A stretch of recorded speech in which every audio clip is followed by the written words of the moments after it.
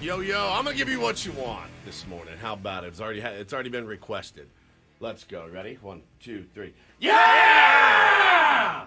Ooh, man, it's been a minute. I think anytime you go into San Francisco and sweep Sleepy Bob, more like Sweepy Bob, and the Giants, you have to take that chance.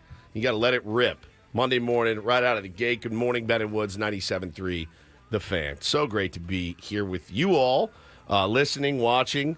Certainly great to be here with my compatriots. We got Paul Reindl, the executive producer of the show. Good morning, Paulie. Good morning. We will talk about your birthday weekend here in a moment. We've got Benny, the 4-iron Higgins, is back. 120 holes of golf under his belt. That is 3.5 days. That Do is the like math. that is like a Do the math. crippling addiction. That's too much. It's too much golf. That's more than 2 rounds a day? Oh yeah, yeah. We squeezed in a little more than 36 on one of the days. Jesus, Yeah, dude. That's you're an addict. I'll go ahead and say it. It's too much. That's too much It's golf. too much golf. That's too much of anything. Am I feeling the after effects? Yes. What A little hurts the most? bit. Feet, shoulders, lower back. Right. Um. Calves. Yeah, it's just kind of Hammies. descending all the way through. How are your hands? But hands are fine. Your hands don't get. No, he Hands are flushes. good. He flushes a lot of balls. So when you hit balls I thin, did play mostly well. I had one horrific day, 3 pretty good days, and it was a good trip. But you went into, you actually literally went into San Francisco to sweep the Giants. I did, man. What a trip. Oh, my God, what a trip. Such a great time. Very special trip. It was my wife's 35th birthday, and thank God that birthday week is over. Oh, my Lord. It's birthday month, though. You still got 2 more weeks. I told her this morning, it's anniversary week, because our anniversary is this coming weekend. You figured it out. I did, the 22nd. It's our 7th anniversary. And so I said, okay, I love you. I'm glad. It's over. She's in the chat. It's not over. It's over. It's a lot. It's a lot. And she can be, what's the best word that's not going to get me killed? Wonderful? She can be wonderful. She is a wonderful, generous soul. She can also be around and on and near her birthday. A bit petulant, I think is maybe the right word. And when she gets it in her head that she wants to do something, it's going to be done. Everything else be damned. Our kids are like, Mama, I'm tired. I'm hungry. Shut your mouths. Load up the car. We're driving across the Golden Gate Bridge. I don't give an F about your feelings, your feet, or your tired bodies. We're driving across the Golden Gate Bridge. So, but we had a great time. Just a magical evening, and it started when we got to Oracle Park, Benny, on Friday. Now, here's a couple of weird things that happened to us when we were down at Oracle. All right, Friday game, 7:15 start time. Which, Subhuman. what are they doing? It's up subhuman. there? Yeah, your subhuman is right. What are we running, a prison here? So 7:15 start time. Fellas, what time would you think the gates to the ballpark would be open for a 7:15 first pitch? 5:15. 5 o'clock. 100%. We're in line. It's 6 o'clock, and the doors still aren't open, and I am like rocking back and forth because we've now walked all the way around. We've seen the whole park, all the area, and I just keep waiting to see guys being let in. And the first thing I thought of is, man, Padres would never. Well, listen, you're not a rocket scientist.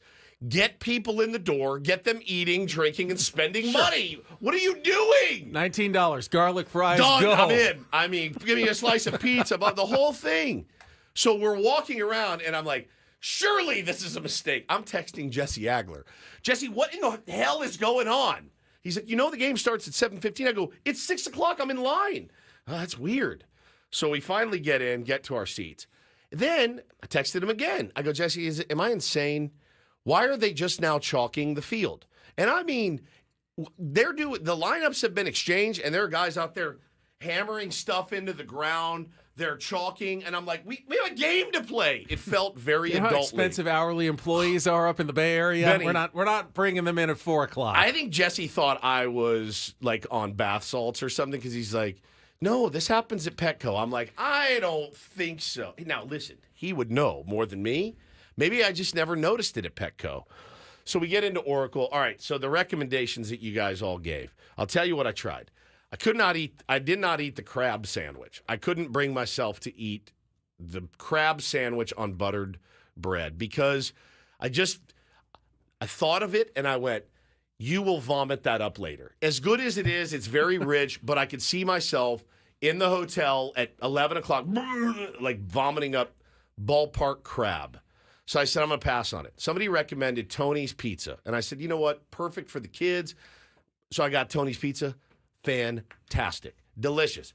One of our girls, Elisa, said, you got to get, I think it was Elisa that recommended the hand-spun caramel corn.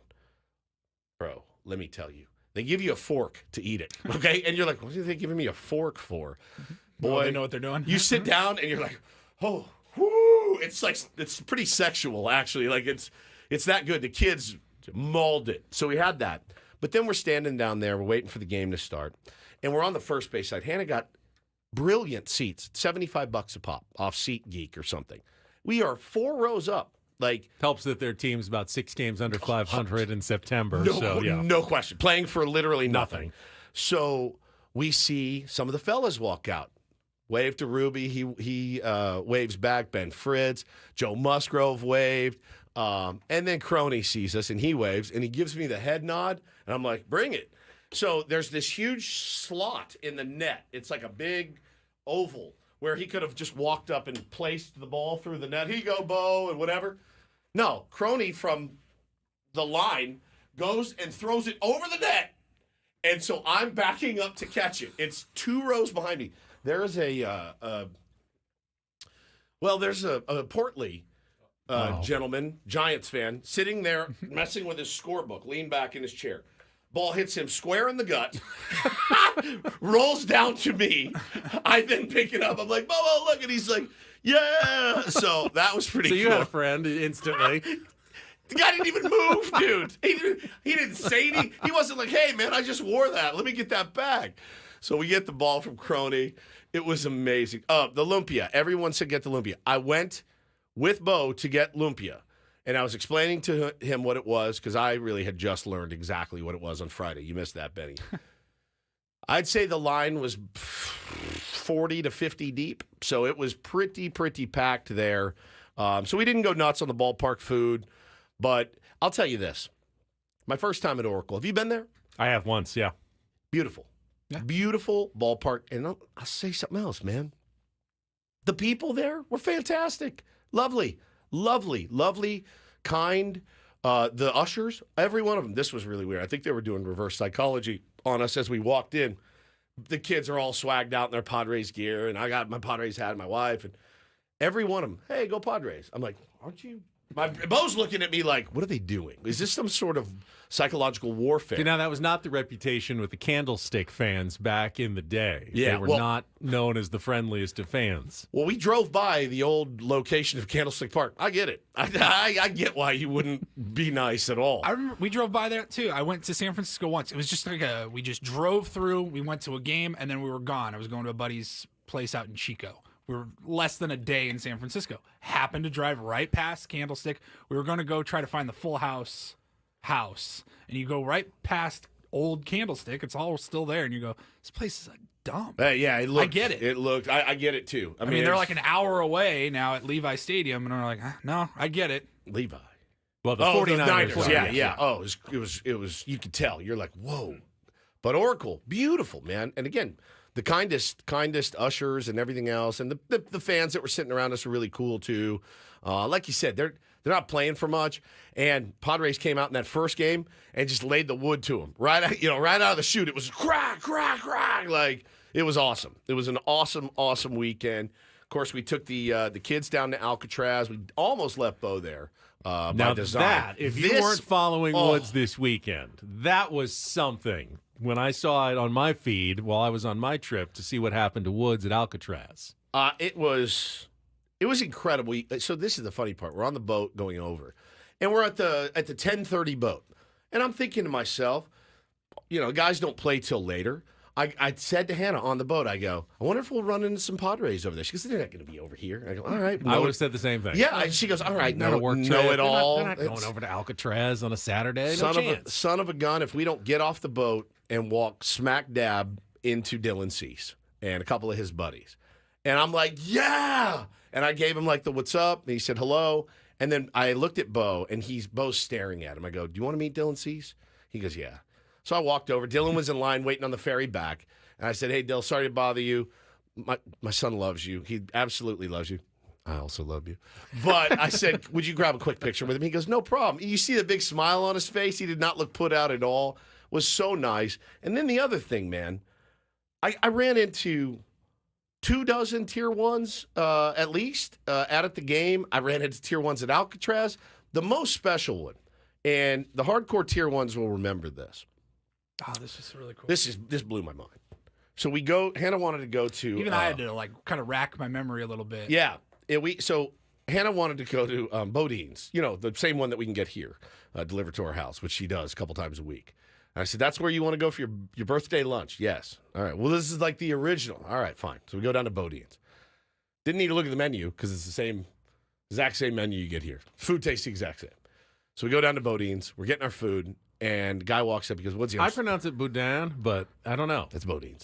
So Boudin. So I'm standing in line. A guy walks up and he says, Woodsy, I'm so sorry to bother you with your family. I'm Tier 1. Can't remember his name. This is my wife. We live in Boston. And it hit me. And I go, oh, my God, it's you guys. And he said, yeah. And he was the one, his fiance at the time, DM'd us and said that he was back in San Diego taking care of his very ill mother, and she ended up passing away, and wanted to do a Valentine's Day shout out to him on the air because he's back in San Diego. She knew he would be listening, and we'd never met him before. Once it hit me, it registered with me. I go, get over here. I gave the guy a big old hug, and he goes, we listen to you guys from Boston every single day. I'm so sorry I forgot your names. We listen to you guys every single day. We love you. You guys keep us grounded to San Diego. I was like, man, in all the places that we could have run into each other, is Bodine's in San Francisco, while we're all grabbing lunch together. So that was really, really, really sweet. It was a very, very cool experience. And we did go across the Golden Gate Bridge yesterday and then across the Bay Bridge and all kinds of bridges. The bridge tour we did, but it was rad. Did the kids like Alcatraz? They loved it. The prison, the Now, sharks around. The crazy thing the was stories that they tell you on the tour, the Birdman, the escape attempts. I thought Bo loved it. He did have a good time, but he was in a mood. He was in a Bo mood where he was just like, I think it's a bit where he just like, hey, everyone's having a good time. I'm gonna act like an a-hole. So he did that thing. And then I start to get like, hey, clean it up, And my audio, my headphones don't work. I'm like, I put them up. I'm like, they work fine. I'm behind. I don't know which way's right, which way's left. He's just doing bits. And Taylor didn't make a peep, walked around wide-eyed with his headphones on, getting the whole audio tour. I think he was good because he thought we legit may leave him. Bo was like, they say they're going to leave me, but they're not leaving me. I'm their meal ticket, so there's no way they're going to actually leave me here. I think he knew that. But they loved it. Going into the cells it was so rad. Talk about the inhumane conditions, how cold it was, the dangerous escape attempts, the baseball that starts at 7:15. It was just subhuman. It was bananas, dude. And it was freezing out there. That's the other thing. We walked down to the rec yard, and the wind was like... This is summer. Bo's hair's blowing. He's like, I hate this. He almost blew over. We saw one kid at the top of the stairs. The wind hit. He was like, he almost fell down the stairs. So, dude, it was rad. I think we got our Christmas card picture done where we're up against the prison wall. And it literally looks like Hannah and I are holding two prisoners there. They're both like fighting us to get away. Man, it was great. San Francisco, for all the nonsense I've heard about it in the last year or so, give me a break. It was spectacular. Did not step over one pile of human doo-doo. Okay, I was very disappointed. I kept looking for the human poop to step over. Never found it. It was clean. It was amazing. The people were friendly. Now, we didn't go to the Tenderloin district. You know what I mean? Like, you want to avoid some bad, there's areas in every city. You're like, don't go down there. All right, we won't. And other than that, it was fun. Look at these kids in this picture if you're watching on the YouTube feed. Literal convicts, both of them. So it was great, man. We had a great time. So beautiful. Really friendly people. Just a good time all around. Well, I had a great weekend. We'll hear more about Paulie's birthday. We should start our process, though, because we have a lot to talk about. A huge weekend for your San Diego Padres. We'll set the menu for the show coming up today. Obviously, 3 wins is all you can ask for this time of year. Getting a little closer. Woodsy said I might need some Ben math at some point. I thought about it today. I went, man, there's a lot to unpack. I'm really glad you're here because there's some serious mathing going on. I've been doing the math in my head. I'm ready to go with all your playoff possibility questions. We'll get to all of it coming up after a check of traffic with Kelly Danick. Good to be back. Good to have you here, Tier 1s, on a Monday morning on San Diego's #1 sports station, 97.3 The Fan.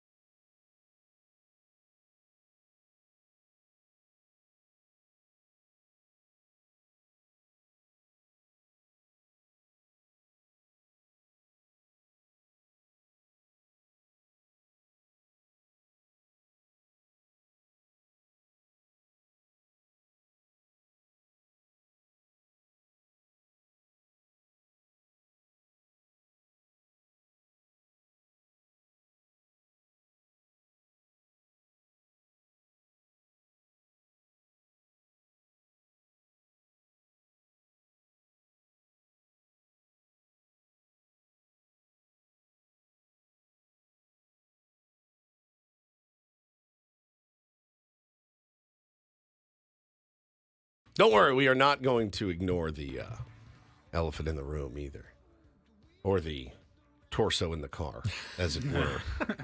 That will be brought up. So just relax, everybody. We'll get there today. If you don't know what we're talking about, you're going to want to just stay right here on Ben and Woods. Do you have a plan to address that? Basically just going to interview you again about the whole thing. That's the elephant in the room. How about the roach in the room? And the roach in the room, very successful. Paulie and I had another long talk with the roach. And, boy, he did us some good this weekend, didn't Good work, Roachy. he? He is on fire, sweet angel. I had one in my wallet. I kissed it before every game over the weekend. Still there. Still in my wallet. Roaches everywhere. So, what are your quick playoff questions before my math starts to fade in my brain? Because I had to do a lot of work on the Padres this week to try to figure out where they stand. Who are we it's weird. I'm watching the game last night, the Braves and Dodgers. Good game. I mean, until it wasn't. Really, really good game. And Braves get a couple guys on in the 8th inning and against Kopech. And I'm like, oh, man, is Kopech finally going to start to crack? No. It just came back out a lazy fly ball, 2 nasty Ks, Strands runners at second and third, nobody out for the Atlanta Braves. And we're not able to scratch a run across. And Dodgers went in and just exploded for 7-8 runs or something. And at that point, I was cheering for the Braves. I wasn't sure going into the series, but by the time the weekend was over, it's weird how it switches. I was now a big Braves fan, and it switched around, and I wanted the Dodgers to lose. Yeah, just the Dodgers keep losing games. Next thing you know, you're right there. I think they started yesterday 3.5 games behind the Dodgers. So the Dodgers lost the first 2 games of that series, and you're like, all right, let's roll. Wouldn't you rather see the try to win the division? It was like a month ago that we were like, oh, wow, the division's really in reach. Then we cooled off. Dodgers started to get right, and you're like, all right, that dream's kind of gone. And then, you look at the standings over the weekend, you go, 3 games, 3.5. Okay. I mean, if you get that number down to 2, 2.5. No, you have 3 against them. That's the thing. Next week, all of a sudden, and you have the tiebreaker. It's a little interesting. You have the tiebreaker. So if they finish with the exact same records, it's us. Yeah. It's us. So, listen, Padres have a tough road to hoe ahead. Certainly the last 12 games. But it's certainly within reach. It's certainly a possibility and a lot closer. Now, again, they're going to play another game today, Benny. I think they have a wraparound. Yeah. So they'll play one more today. Yeah, man. I mean, if they split,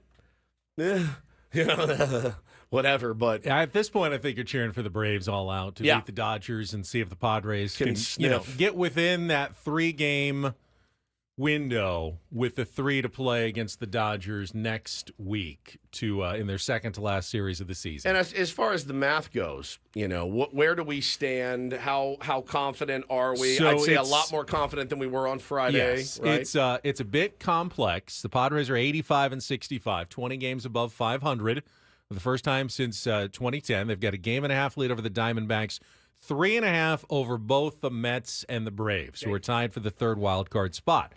Now, remember, they have the tiebreaker over the Braves. They do not have it over the Mets. Technically, the Padres' magic number to clinch a playoff spot over the Braves, because they have the tiebreaker, is 9. Any combination of 9 wins and Braves losses Padres wins, Braves losses, would clinch the playoffs. However, you have to go a little next level here, because the Mets and Braves play each other 3 times. And because they are at the same spot in the standings at 81 and 68, follow my math here, if the Padres won 8 of their remaining games to get to 93, they're 85. So 8 games, 8 and 4. Yeah. There's no way both the Mets and Braves can get to 93 wins. They both have 13 remaining, but because 3 are against each other, both of them can't win 12 games. One of them will have to lose at least 2 of those 3, if not all 3, which means technically the Padres only need 8 more wins to clinch a playoff spot, making their magic number 8 to clinch a playoff spot at the moment. So we thought it was 9. It's not. It's actually 8. It's actually 8. According to my math. Now, I haven't seen Major League Baseball release any official numbers on that yet, but that's the math that I did today that indicates if the Padres could get to 93 on their own, or if the Mets and Braves, lose games, including tonight, that number will continue to decrease over the last 2 weeks of the season. And an 8-game magic number with 2 weeks left is a a pretty good spot to be in. Yep. Playoffstatus.com, the top result on Googling MLB Magic numbers also says 8. Okay, look to at clinch, you. Okay. To clinch the 6th seed, just to get in, Yeah. 8. Paulie, what's the radio equivalent of a Fields medal that we can give to Mr. Math? The Fields medal, the Fields medal. You know what? I'm going to give you, actually, right now, I'm You going to want give it? you You 10. can have it. I don't need it. Take it. Yeah, I mean, for the Fields medal, the Fields medal. For that amazing segment there, Benny, I'm going to award you 10 Odyssey Thank points. you Oh very my much. God! It's better than a Fields medal. Put Okay, that to some socks, maybe. it's not about you, you mathematical D. The joke just doesn't hit the same when you can't say the word. Mathematical D. That's our Benny, man. That's our Benny. That's great. Here's what we've got coming up on the program today. Obviously, our Padres wrap-up will kick things off. Talk about a dramatic, exciting 4-3 win yesterday over the Giants, the closest game of the series. Certainly the most interesting game, I would say, of the 3 in San Francisco. And that'll kind of lead into discussion about Robert Suarez and his role at the closer. It's definitely not been the same as it was in the first half of the season. He's not been the lockdown guy in the 9th inning. Has given up runs. He's blown some saves here in the second half. We'll talk about whether we think there is a need to shuffle things at the back end of the Padres rotation. I don't think Mike Schilt has any indication that he wants to do that. And I do wonder, let's talk too about the consequences of that. And I got an interesting theory about the San Diego Padres and the way they've handled business so far this season. And we can do that at 7 o'clock. It's going to be good. That'll lead us into Take on Woods and Don't Do This in our 7 o'clock hour. We'll talk about the 2 shutout wins over the Giants in games 1 and 2 of the series a little bit later on in that hour. Second half of the program, Sam Levitt will join us on Monday in Season Sammy as he wraps up his weekend covering the Padres on the pre- and post-game show. Reindl Report from the birthday boy. How old are you now? 34. 34 years old. Congratulations, Paulie. Had a birthday weekend, and we'll bring us a Reindl Report at 9 o'clock and then get you ready for the Padres and Astros get underway tonight. Padres have 3 tough series left, and then the White Sox at the end of this week. Just But call it 4. fine, just call They it have 4. 4 tough 4 series tough left. series I think remaining. you might have been out Thursday or Friday last week. We were saying Wood said it like 3 times in a row. We got a huge series this weekend against San Francisco, and I said, you know what? They're all huge from here on out. Yeah, that's fair. You don't even have to qualify it anymore. Every series is critical. Every game is edge of your seat, man. This one, though, potentially World Series preview. Why not? I mean, it's just as likely maybe as any other Fair matchup enough. now in October at the end of the year. Padres and Astros have both played maybe the 2 best teams in the second half of the season in their respective leagues. It's not crazy to say that there are people out there on a national level who are thinking this could be a World Series preview. So big games. Every game is big. The last 12 of the season. We'll talk about all of it coming up. I'll also have some giveaways. We'll tell you about those a little bit later in the program. But let's take a break. Get to Jesse's highlights of yesterday's dramatic extra inning. Padres 4-3 win over the Giants and our Padres wrap-up coming up next on San Diego's #1 sports station, 97.3 The Fan.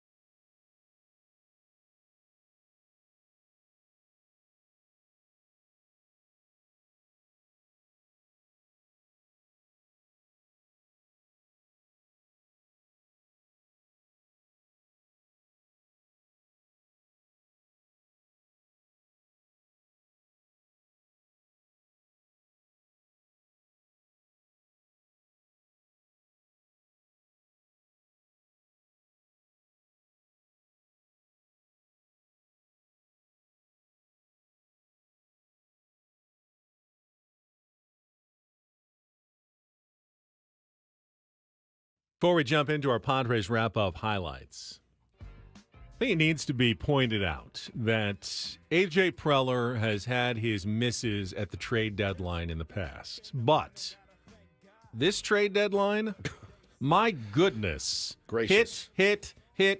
Remember, here are the players the Padres acquired at the trade deadline. Tanner Scott and Brian Hoeing from the Marlins. Jason Adam from the Rays. Martin Perez from the Pittsburgh Pirates. And you know who else they acquired? I didn't even think about it. Brandon Lockridge. Yeah. And getting rid of Aniel De Los Santos. Correct. At the same time. Addition in by that subtraction. trade. Yes. That's not even factoring in Luis Ariz, Dylan Cease Yes. as well. Long before the trade deadline. But the acquisitions, so that's what, 7 acquisitions since the week before the season started that have remade a full 25% right now of the Padres' 26-man roster on this team. And every single one of them, right down to Brandon Lockridge now, is contributing in one way or another toward a playoff push by the San Diego Padres. So this has been by far, and you know, the final story hasn't been written yet, but at this point, by far, AJ's best trade deadline. Now, will some of the players that he traded away, Robbie Snelling, Adam Mazier, Dylan Lesko, Homer Bush Jr., will they turn into stars, great players in the future? We won't be able to answer that question for many, many years. But I don't miss them now. I'll what tell you you were that. looking for right now, you got what you were looking for right now for all of those guys. Anybody miss Robbie Snelling right now? Anybody? I love. I follow Homer Bush Jr.'s mother on Twitter. She's the sweetest, and she posts all his highlights. And I watch him play, and I go, "Ooh, yeah, man, Mrs. Bush. good player." Yes, Mrs. Bush. Bush. It's the whole family right there. Yeah. The Bush fan? The Bush fan. It's a reunion. And I watch him play, and he's tracking balls. He's hitting home runs. I'm like, it's a good player, man. Maybe I'll miss him in 2028. You know, but now I don't today. No offense to him. I don't. I like what we've gotten back. They've all been phenomenal. The biggest surprise, though, has to be Martin Perez, who did his job again effectively yesterday. We will talk about that and the crazy ending of the game in our Padres wrap-up right after this check of traffic on 97.3 The Fan. From the 97.3 The Fan Traffic Center, here's Kelly Danick. Traffic is sponsored by Robert Half. It turned out to be a pretty busy morning, guys. The only good news is they've cleared that overturn crash on the coastline northbound 5 before Palomar Airport Road, so speeds are looking good there. We still have this hit-and-run crash on northbound 805 before Market Street. It's over the right shoulder. Also, accident over the right shoulder on South of Dean, right before Ocean View. And westbound side of the 8 at the South 163 connector ramp, there's a collision involving a couple cars. That's over to the right shoulder. I'm Kelly Danick with Ben & Woods, San Diego's #1 sports station, 97.3 The Fan. 9 out of 10 hiring managers are having difficulty hiring. Robert Half is here to help. Our recruiting professionals utilize an award-winning AI to connect businesses with highly skilled talent. At Robert Half, we know talent. Visit roberthalf.com/talent today. I love winning, man. I love winning. You hear what I'm saying? It's like better than losing. Oh, my God, I'm so stiff. Miss any of the Padres win yesterday? Ben and Woods didn't. What up, crew? We've got you covered with all of the highlights. I like it when the Padres win. Yeah! It's the Padres Wrap-Up, presented by Hamul Casino. With thrilling slots and tables and all the best rewards, Hamul Casino has all the fun you're looking for. Hamul Casino, fun above all else. Give me a do damage. Do damage. 1-1 pitch, hit on a line to the right side. Diving stop, Cronenworth on the grass. Throws from his knees in time. And a 1-2-3 third for Perez, thanks to his second baseman, Jacob Cronenworth. What a play. Here's the 2-1 pitch. Manny swings, sends it in the air to right center field. Yastrzemski drifting back into the gap. He'll reach up, make the catch. Plenty deep to get a rise home. Solano will also tag in advance, a sacrifice fly, and the Padres have the first run of the day. Here's the 0-1. Walton swings, sends it in the air to right center field. Long run there, still going back. He is at the wall, and this one's gonna go. Boy, the wind looked like it just grabbed it and took it over the fence in right center field. Donovan Walton with his first home run of the year, and a 1-1 game in the 6th. First pitch on the way. Tatis swings, sends it in the air to deep left field. Ramos is back. This one gonna go. first career pinch hit home run. And Fernando puts the Padres in front 2-1. 3-2 in the air to right field and deep. Peralta is back. He will watch. It's going to go. Elliot Ramos into McCovey Cove. A game-tying homer to lead off the bottom of the ninth inning. It's 2-2. Here's the 3-1. Peralta swings, hits it on the ground through the left side into base hit. Cronenworth rounding third on his way. Ramos' throw will go to second. RBI single David Peralta. And the Padres are back in front. It's 3-2. 0-1 the pitch. Solano swings, hits a ground ball to third. Chapman stops it on the short hop. Coming home, throw is wide. Now the throw to first from Bailey in time to get Solano. But Peralta slides home safely, and the Padre lead is 4-2. 2-2 the pitch. Conforto swings, hits it in the air to deep left field. Lockridge backing up on the warning track. He will hop up and make the catch. Plenty deep for Yastrzemski to tag and score. Nice job by Lockridge.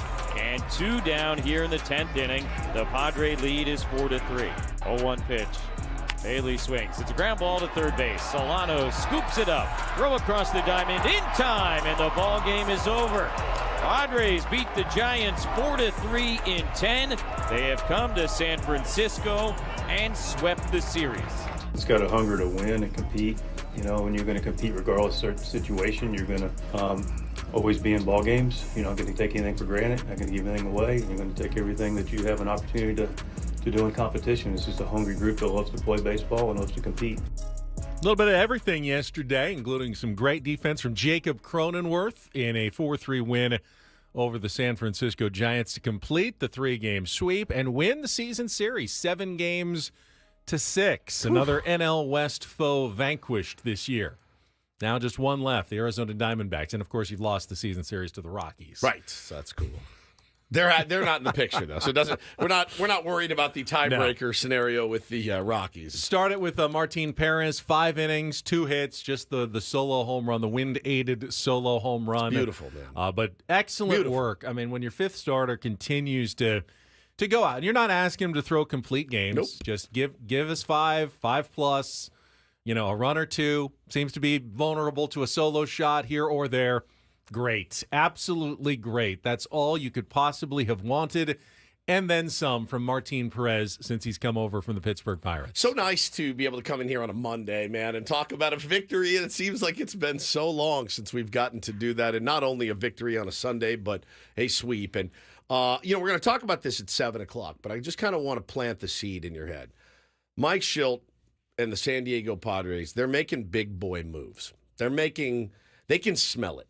You know what I'm saying? And I think they can smell it more. It's more pungent than it's ever been in so many years here. They can absolutely smell. It is all right there for the taking. It's right there for the taking. All of the tropes, man. Blood in the water. Like foot on the throats. All of it. They can smell it. It's a good long tease because you're right. Well, we're all as fans just get in, worried about that. The Padres are quietly, without saying it, but through their actions, demonstrating that they're getting ready to try to win in the playoffs. And they did, I would say, 4 or 5 different things this weekend that are potential playoff previews of what we may see in October. Well, and you were gone the 2 days, and we discussed the sending down of Luis Camposano. That's one. It's those are the things where, and again, long tease, we're talking about it in 13 minutes. Yeah. But it's the big boy moves that they're making. It's certainly different than anything we're accustomed to covering, and I'm sure it's very different for the longtime Padre fans out there that go, this feels a little bit different. And not only the quality of play and the way that they're winning games, that's obviously different, and it has been, especially in the second half, but it's the front office stuff. It's the moves. It's the in-game decisions where... It's even what's happening at AAA, if Yes. you're watching very closely. A lot of interesting moves going on, and we will talk about it. But let's focus on this game a little bit. Luis Ariz, probably don't talk about him enough. You look in the box score every single day. I think it's 3 hits, 3 hits, 3 hits, 1 hit, 3 hits, 2 hits. Had 2 for 4 yesterday. The hitting streak is now, I believe, at 13 games. Scored that first run in the 6th inning on the Manny Machado sacrifice fly. Just continues to swing his best bat of the season. Hated the bunt. The Profar bunt. Yeah, I know you did. It's 3 holes. I know you did. But They got the job done. So. got the run in, got the lead, which was then gone. See, if you play for the bigger inning, perhaps you have a bigger lead at that point. What would be the expression if you're a card player? You've got an ace in the hole. Yeah. Padres gave Fernando Tatis Jr. the day off. We're only going to use him in limited circumstances. Or did they? Like, we've got one or two spots we may pull you off the bench for a swing. Well, it literally was one swing, and it gave them a 2-1 lead. His first career pinch hit home run came in the 8th inning off Tyler Rogers, his 18th of the season. That was literally his day. You are off, except you're going to go up and swing the bat one time and hit a home run for us. That's the perfect day off for a Major League Baseball player. It was beautiful. Just a beautiful, beautiful win yesterday. Again, you get down your closer, lets in the tying run. And of course, my dad texted me this. He goes, I know you've said this 1,000 times. He said, I'll say it one more time. You absolutely lose that game last year. And I said, there is no question, none in my mind that they lose that game. Like the next pitch, probably. You know what I'm saying? Like last year they lose that game. But I forgot how majestic it is to watch a Fernando Tatis Jr. home run in person. And I got a really good view of it on Friday night. And watching that ball sail out off Logan Webb was just the most beautiful, beautiful thing. Just beautiful. God, he's had a hot week. Hot week. 2 home runs in 2 days in Seattle. Yep. Had a couple more this weekend. Just beautiful. Looking great in right field. Phenomenal. Like, that's exactly what we were hoping for when we knew we were getting him back. Benny just said, the ace in the hole. And that's what he can absolutely be. He's the type of guy that when he's locked in. I mean, again, think about the table setter in front of him. Guys on base 3 to 4 times a game. Can't ask for anything else from your leadoff hitter than that. And setting it up for Tatis, Profar, and Machado, just a beautiful thing. And Mike Schill did say after the game, he feels fine. There's no injury concerns. That's not why he had the day off. They're simply being cautious with his workload. Again, one of those forward-thinking moves that you weren't able to do last year as you were desperately scrambling to try to win every possible game. Not that they don't want to win every game now, but they're thinking ahead. They're thinking to October, trying to keep guys fresh. Get those legs fresh against teams that may not be quite as rested going into October. So you had the day off for Fernando. He makes the most of his pinch hitting appearance. The Elliot Ramos splashdown home run. That was the first ever. And I could have sworn Fernando did it once, but the first ever right-handed splashdown home run. Talk about Robert Suarez as the closer. I will point out, though, as you said, came right back and got the next 3 batters, 100%. which is big. I know you're going to focus on giving up the lead. It's 5th blown save of the year, and he has given up a lot of hard contact, some runs, traffic in pretty much every outing he's had the last month. Has been a bit of a rough one. We were so spoiled earlier in the season. It was strikeout, strikeout, strikeout, and go home. It doesn't always work that way, but he did bounce back and got the next 3 batters, allowing them to go win that game, and that should be pointed out. And not only focus on the point that, yes, he gave up a home run. Again, those home runs, the walk-off grand slam, they're both opposite field. He's providing a lot of the power there. And when you barrel up 100 miles an hour, well, it's going to go a long way. Yeah, I mean, it's again, for him, it's location, command and location. Velo's still there. Velo's still nice. I think right now it's just a little bit flat for him, and he's not being able to go up and in to guys. He was getting that high strike. Guys were just feasting on that early in the season, but those last 2 bombs, pitches on the outside part of the plate, throw the head at it, and he does the work. I will tell you this: we did the walk up there by McCovey Cove. That's a poke. It is a massive poke. I grabbed Hannah. I go, come here for a second. I go, can you see home plate way over there? She goes, yeah. I go, guys hit it into this water. There's that guy in the kayak down there. The whole thing. I go, I can't hit a golf ball out of that. Like from home plate, I don't think I could get a golf ball out of there. I mean, it is a poke and a half. So, you know what? Tip your cap to Elliot Ramos. That was a shot. But then the winning rally was kind of more of the San Diego Padres style with just good baseball, going the other way with David Peralta getting runners over. Arise comes up with the double, and then Solano just the ground ball, getting balls in play, making the defense, make decisions and mistakes if you can. Padres score the 2, and then Adrian Morejon, gets his second save of the season and his career. Very nice work. As the Padres hold on and win 4-3 over the San Francisco Giants So yesterday. 3 runs for the pitching staff. in The whole San weekend, Francisco. yeah.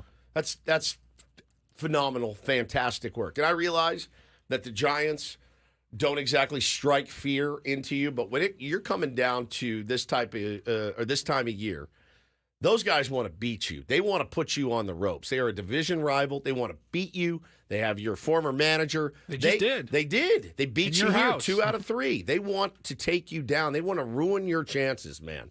And they got some good young players, man. They do have some really good young players, but our guys went in and handled business, man. 3 runs in 3 games.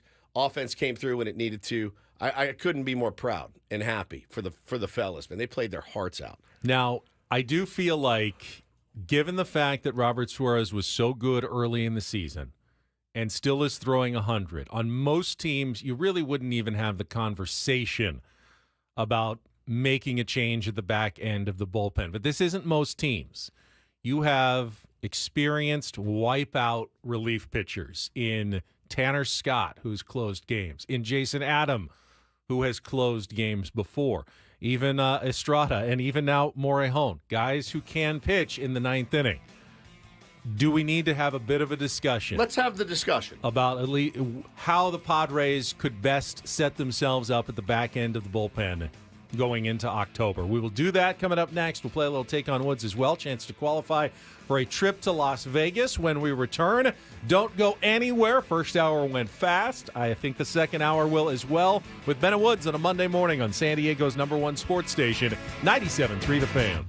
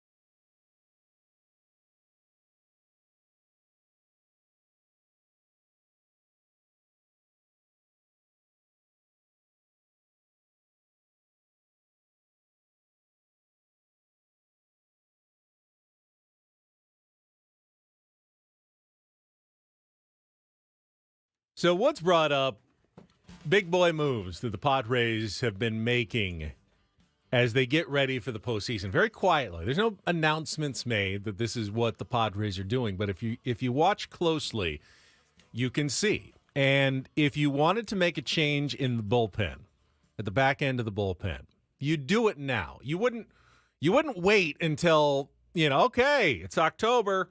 Yeah, I think we better make a change now. If you're going to do any changes, now is the time to do it. With a couple of weeks left, so everyone's comfortable in whatever role they're performing going into October, knowing anything can happen in the playoffs, and you need to be ready at any moment. You can use your closer in the 6th inning in the playoffs if the game and the season is on the line. It's just so funny to me because I know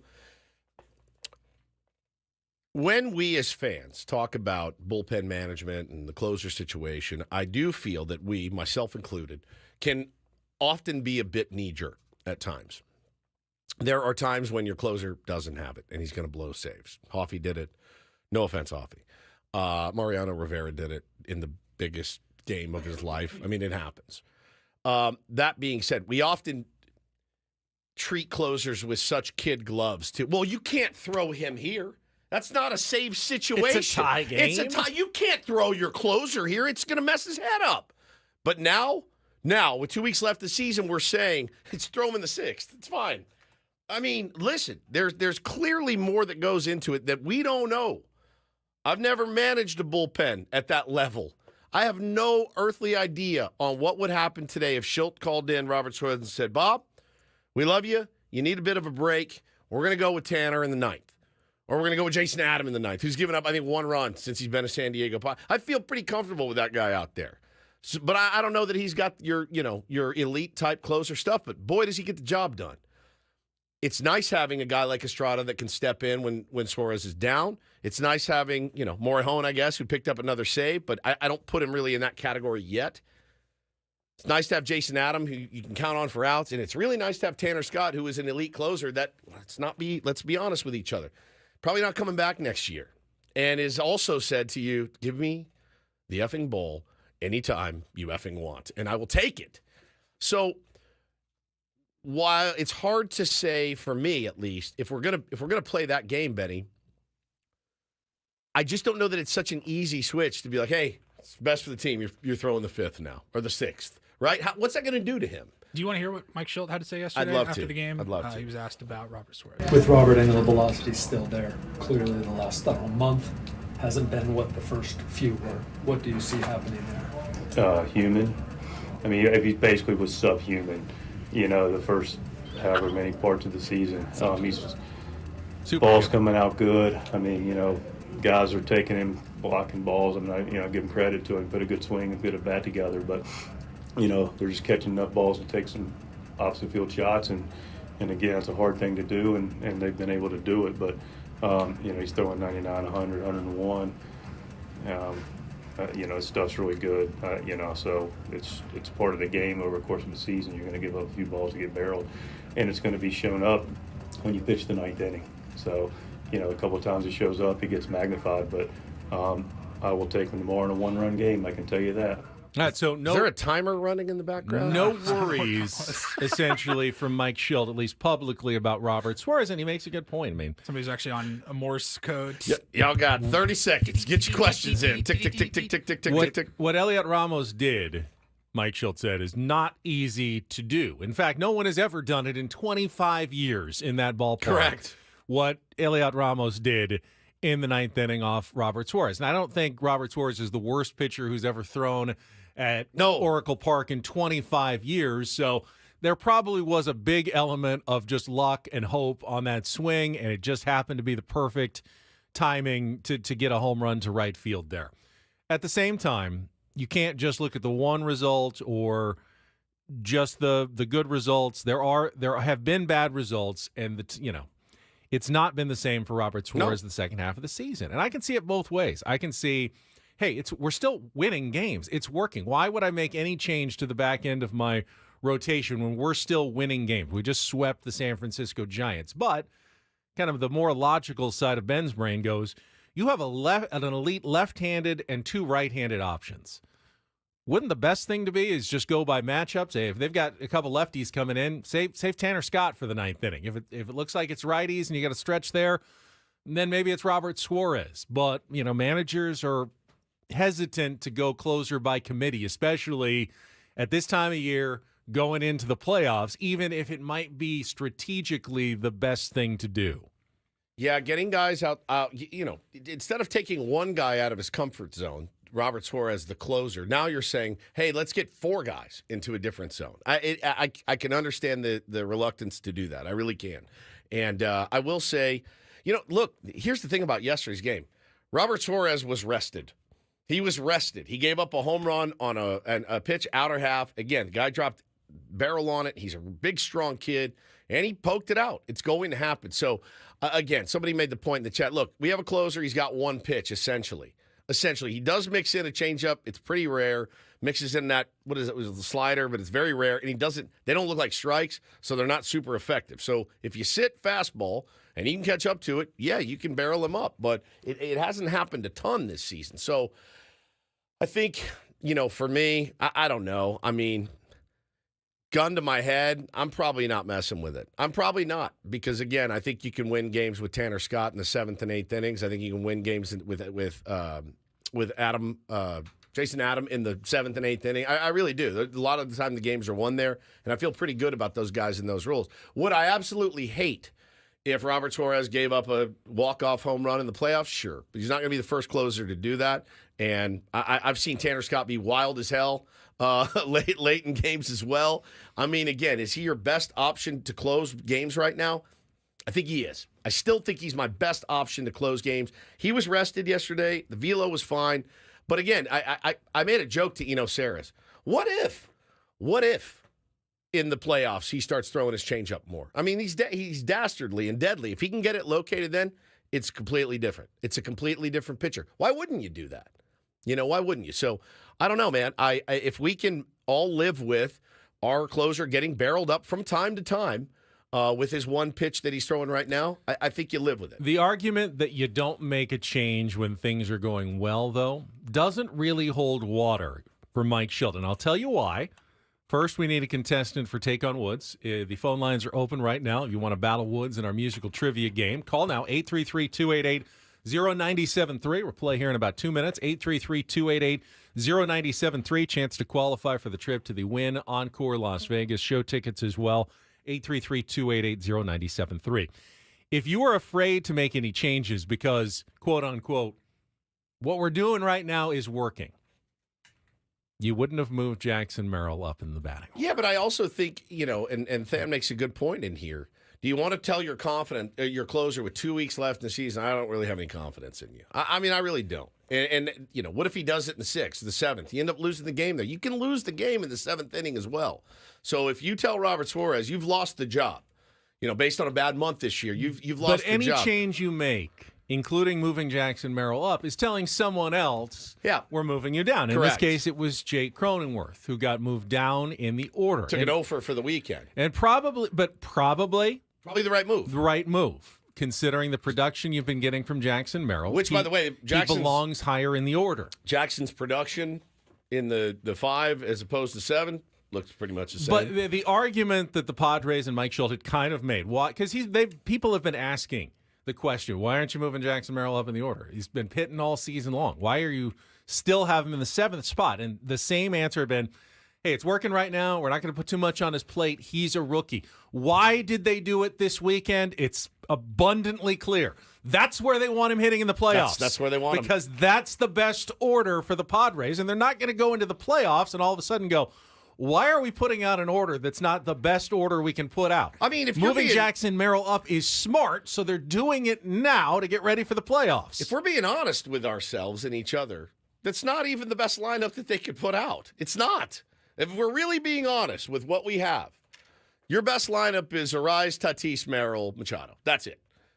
And then some semblance of a Bogarts, Cronenworth, Peralta, whatever, Solano. That's really what it is. Do they want to take this 21-year-old rookie who has been phenomenal and say, yeah, you're 3-hole now in the playoffs? They might. So I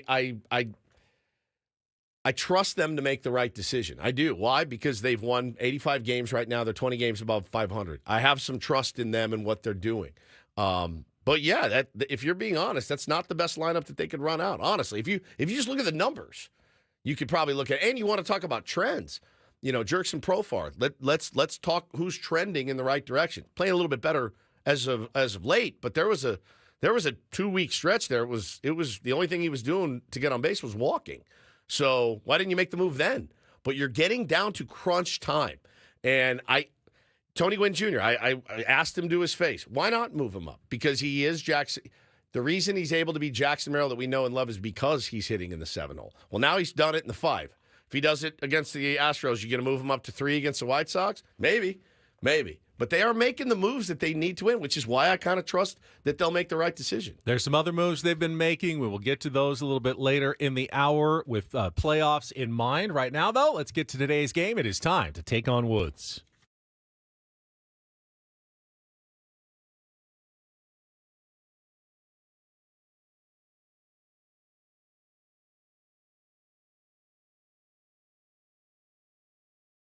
All right, Take on Woods is brought to you by Valvoline Instant Oil Change. It only takes 15 minutes. You don't have to get out of your car. For directions and discounts, go to SoCalOilChange.com. That's SoCalOilChange.com. Let's go to line 2 today. Let's see. Caller, who's this? Scott. You ready to play Take on Woods? Yeah, let's do it. All right, let's do it. All right, if you can beat Woods or tie him in our 5 questions of musical trivia, you'll qualify for our grand prize drawing. 2-night stay at the Wynn or Encore Las Vegas and 2 tickets to see Awakening. Tickets are on sale now at awakening.com. Your advantage is getting to pick the category. Here are your choices. An iffy category, 5 song titles that begin with the word if. Below the waist, 5 songs that include a lower half body part in the title. And our new category, Think About It, 5 songs with think in the title. So, an iffy category, below the waist or think about it. Scott? Let's do think. Think about it. All right. Put on your thinking caps today. We've got 5 song titles that all include the word think. You'll have 60 seconds to answer as many of the 5. If you don't know one, say pass. We'll come back to it if there's time left on the clock. First question is our 2-second song. Paulie is queuing it up now. He'll play a little bit of music. You need to give me that song title, including the word think, and the artist. 2 parts there to score that point, and then we'll go on with the rest of them. Scott, are you ready to play? Let's do it. All right, 60 seconds on the clock in the category Think About It. Your time begins when Paul plays the music. Good luck, Scott. Let's take on Woods. You Might Think by the Cars. Correct. Tiffany spent 2 weeks atop the charts in 1987 with a cover of which... I Think We're Alone Now. Correct. Rod Stewart sang If You Want My Body, in which 1978 hit from his Blondes Have More Fun album. You Think I'm Sexy? Correct. British pop duo Go West recorded which song that became a hit in the 1990 soundtrack to the movie Pretty Woman? Pass. Kenny Chesney sings about a girl and a piece of farm equipment, in which 1999 song that remains one of his most popular hits? Pass. British pop duo Go West recorded which song that became a hit in 1990 on the soundtrack to the movie Pretty Woman? Thinking. King of Wishful Thinking. It is. Kenny Chesney sings about a girl and a piece of farm equipment, in which 1999 song that remains one of his most popular hits?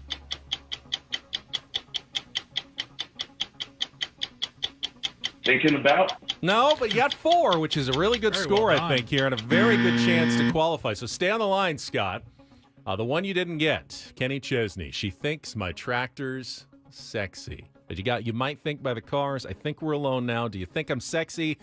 And King of Wishful Thinking. Let's bring Woods in. That's a high bar to clear. Woods doesn't know the category, doesn't know the score to beat. Scott's score is locked in.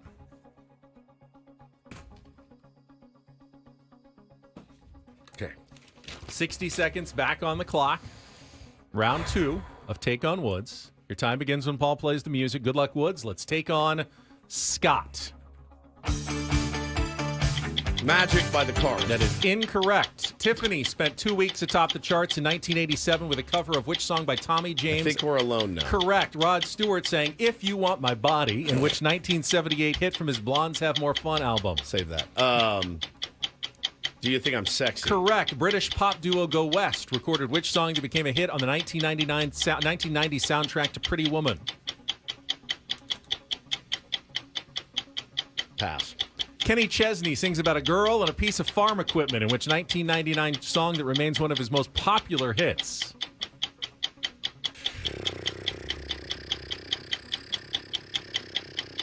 Go back to the other one. British pop duo Go West recorded which song that became a hit in 1990 on the soundtrack to the movie Pretty Woman? It's going to make me nuts. Would the category have helped me? Yeah, I think so. You kind of could get it still. There's one word that's key to the song. You got to do it songs right you got now. right, but Sexy tint. nope. 4-2. Scott, congratulations. You have won. You have won by 2. You got to move me to the Convincing 5th victory. inning, man. In the category, think about it. All right, hang on. That was not Magic by the Cars. That was You Might Think by the Cars. You got I Think We're Alone Now. Do You Think I'm Sexy?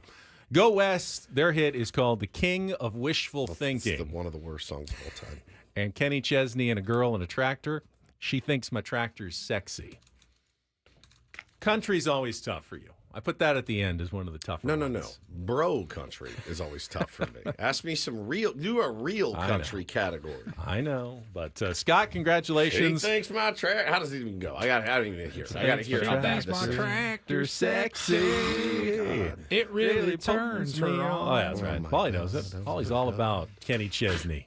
No, I'm not. Don't Apparently say that. you are. Don't put that out there. And of course, I love that song, King of Wishful Thinking, that you think is one of the worst songs of all time. It is just, it's It's so in that bad. We Built This City Oh, kind of yeah. category that Oh, yeah. I love. Oh, yeah. And apparently a lot of other people do as well, because remember, all these songs that you say are the worst songs of all time were all giant hits, because there's a lot of us out here who like that kind of music. And you know, elitist music snobs. Elitist. Don't Because I don't like some the of king these of wishful songs. thinking. I'll get over you. I know I will. Oh, my God. Pretend my ship's not sinking. That is really, really something. All right. Don't Do This is coming up next. Something about Colorado football is going to be mentioned in Don't Do This, one way or another. Because I've got a story, you've got a story. We'll sort out all the details when we come back after traffic on 97.3 The Fan.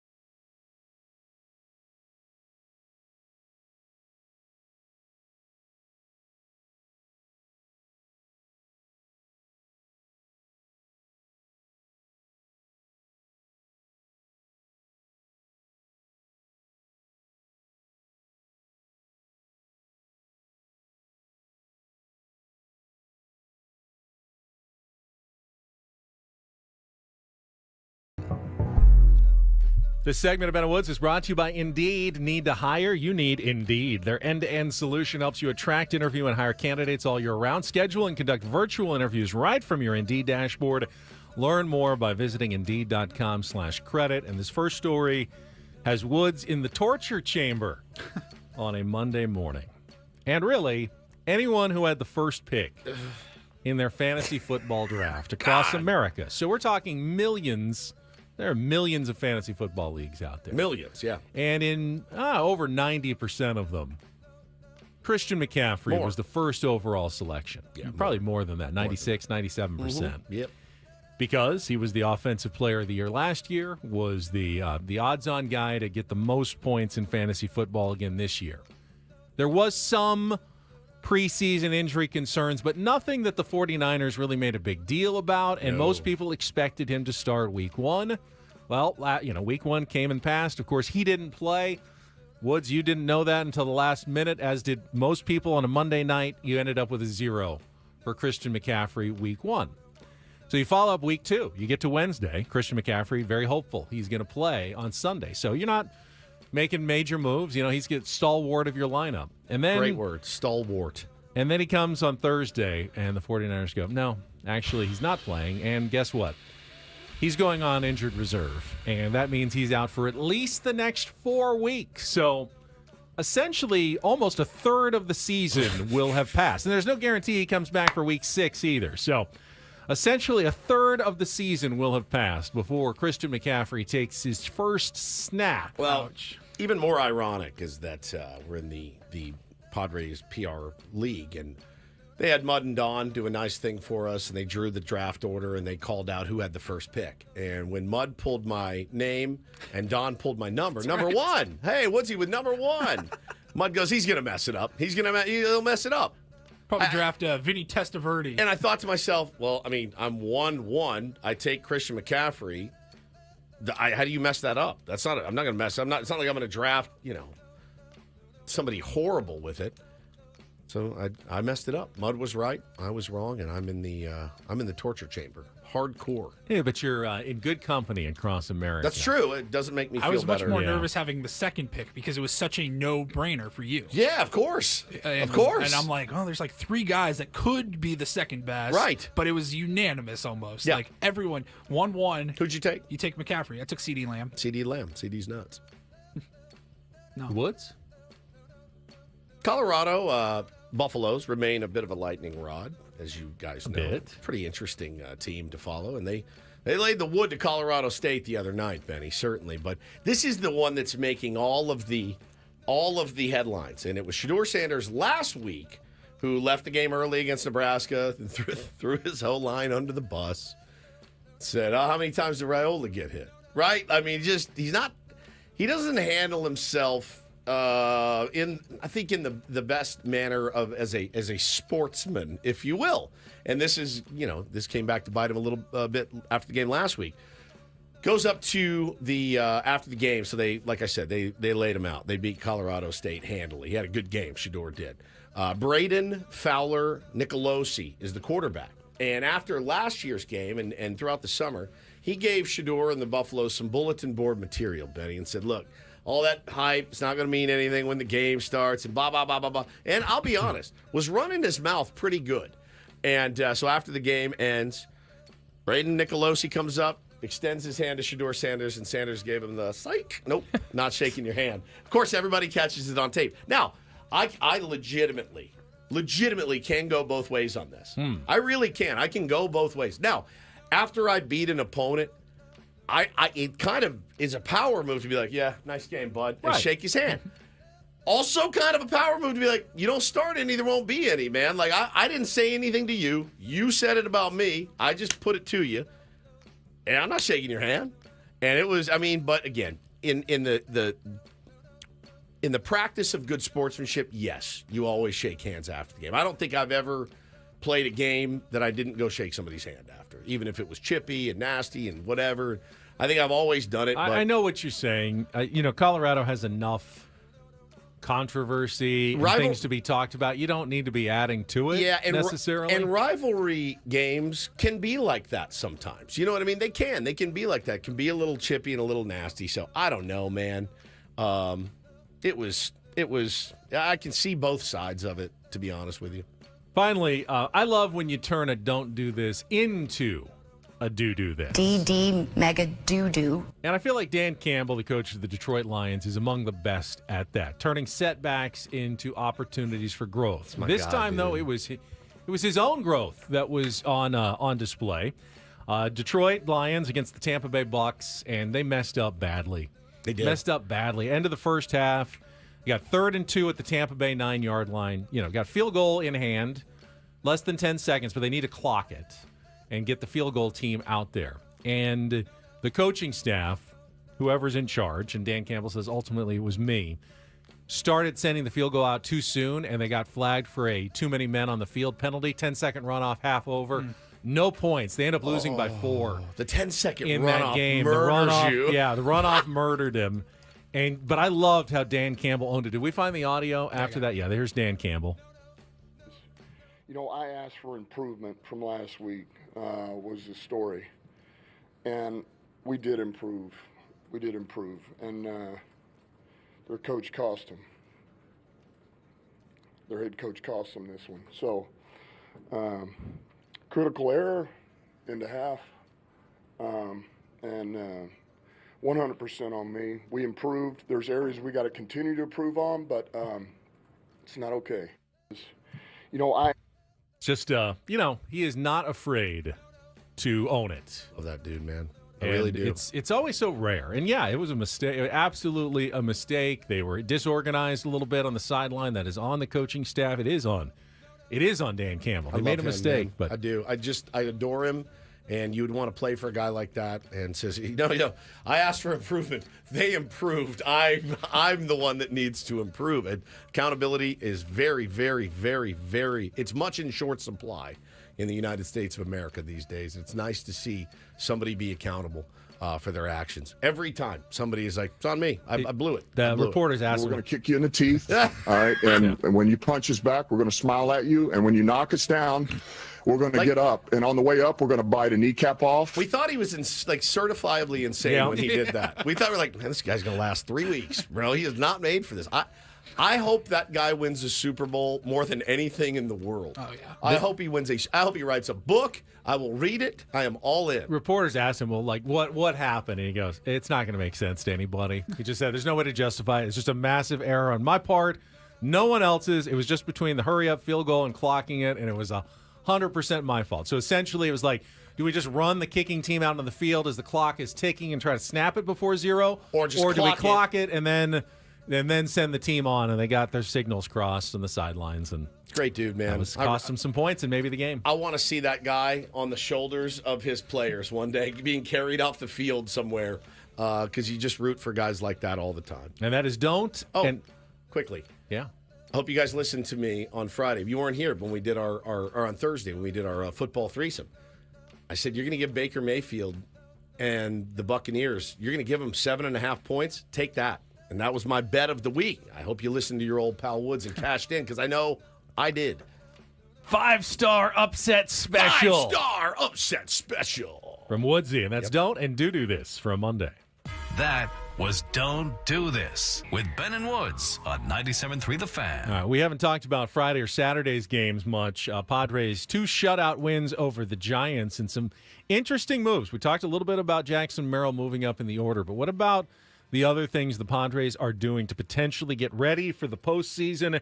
We will talk about all of that coming up next on San Diego's #1 sports station, 97.3 The Fan.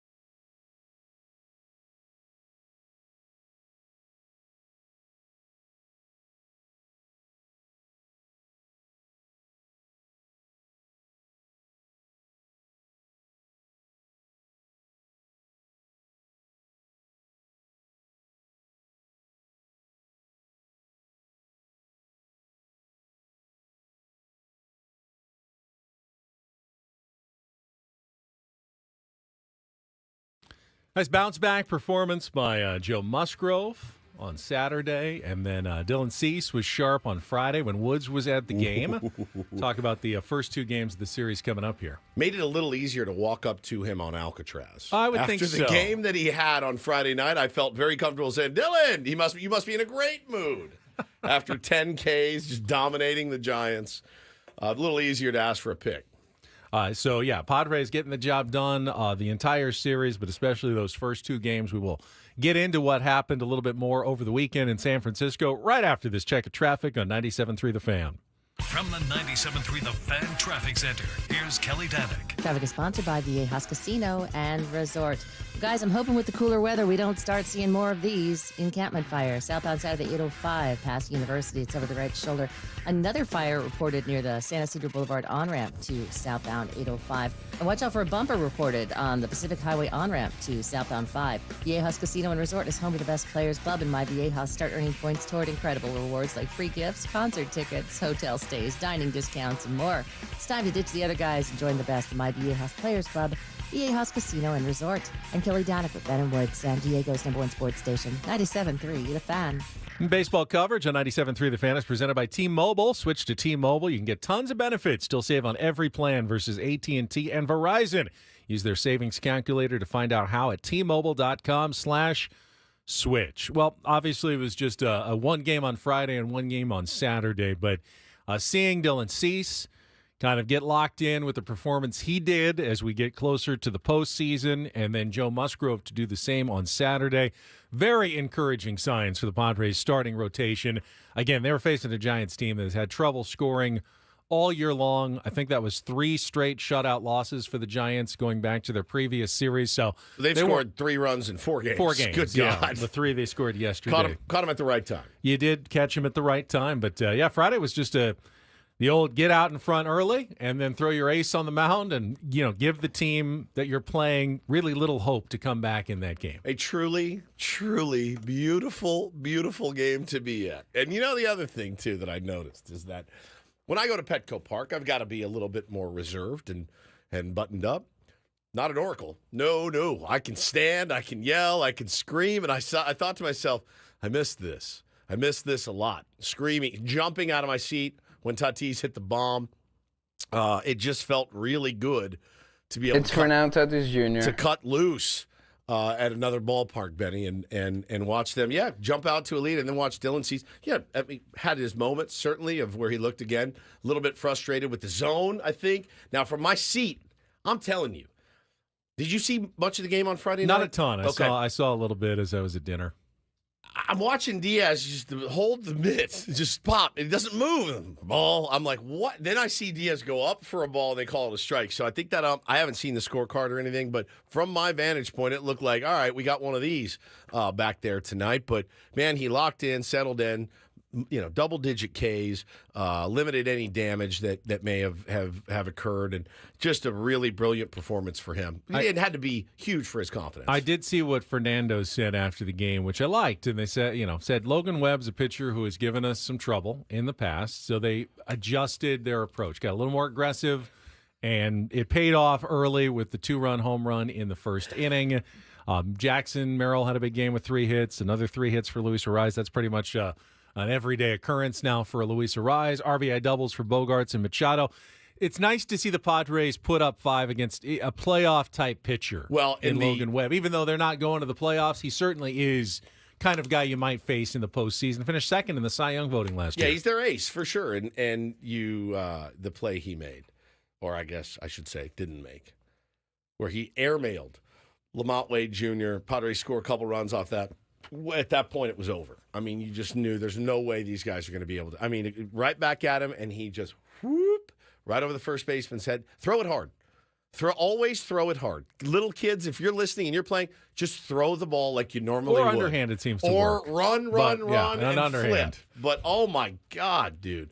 So that helped tremendously as well. But wouldn't have mattered, man. Dylan Cease was on his game last night, as was the bullpen, and boys take care of business. So Friday night, Padres win 5-0. Then Saturday, Joe Musgrove takes the mound. And remember, in his previous start, Joe had gone 10 up, 10 down against these same Giants, who then figured something out and tackled him essentially for 6 runs in like 5 minutes in what was one of the crazier innings of the season, and handing Joe that loss last week. So, what changed? Joe was very sharp, 6 innings, 3 hits, 8 strikeouts. And he said, we just were a little more careful with the first pitch. They attacked early on Joe in that inning, and he said we weren't just getting, get him over fastballs. We were going to be a little more careful with the fastball, mix in a little more breaking balls, a little more unpredictable. I know a lot of people thought maybe the Giants picked up a tell on Joe's pitches, that he was tipping his pitches perhaps that inning. There's no evidence that is true or not true necessarily in that game, but whatever it was, Joe straightened it out in the start on Saturday. But it's like these guys are so good and so locked in. When guys hit 6 barrels in a row after you've gone 10 up and 10 down, I'm firmly in the camp of, yeah, I must have been tipping. So they picked something up because it just doesn't make any sense at all.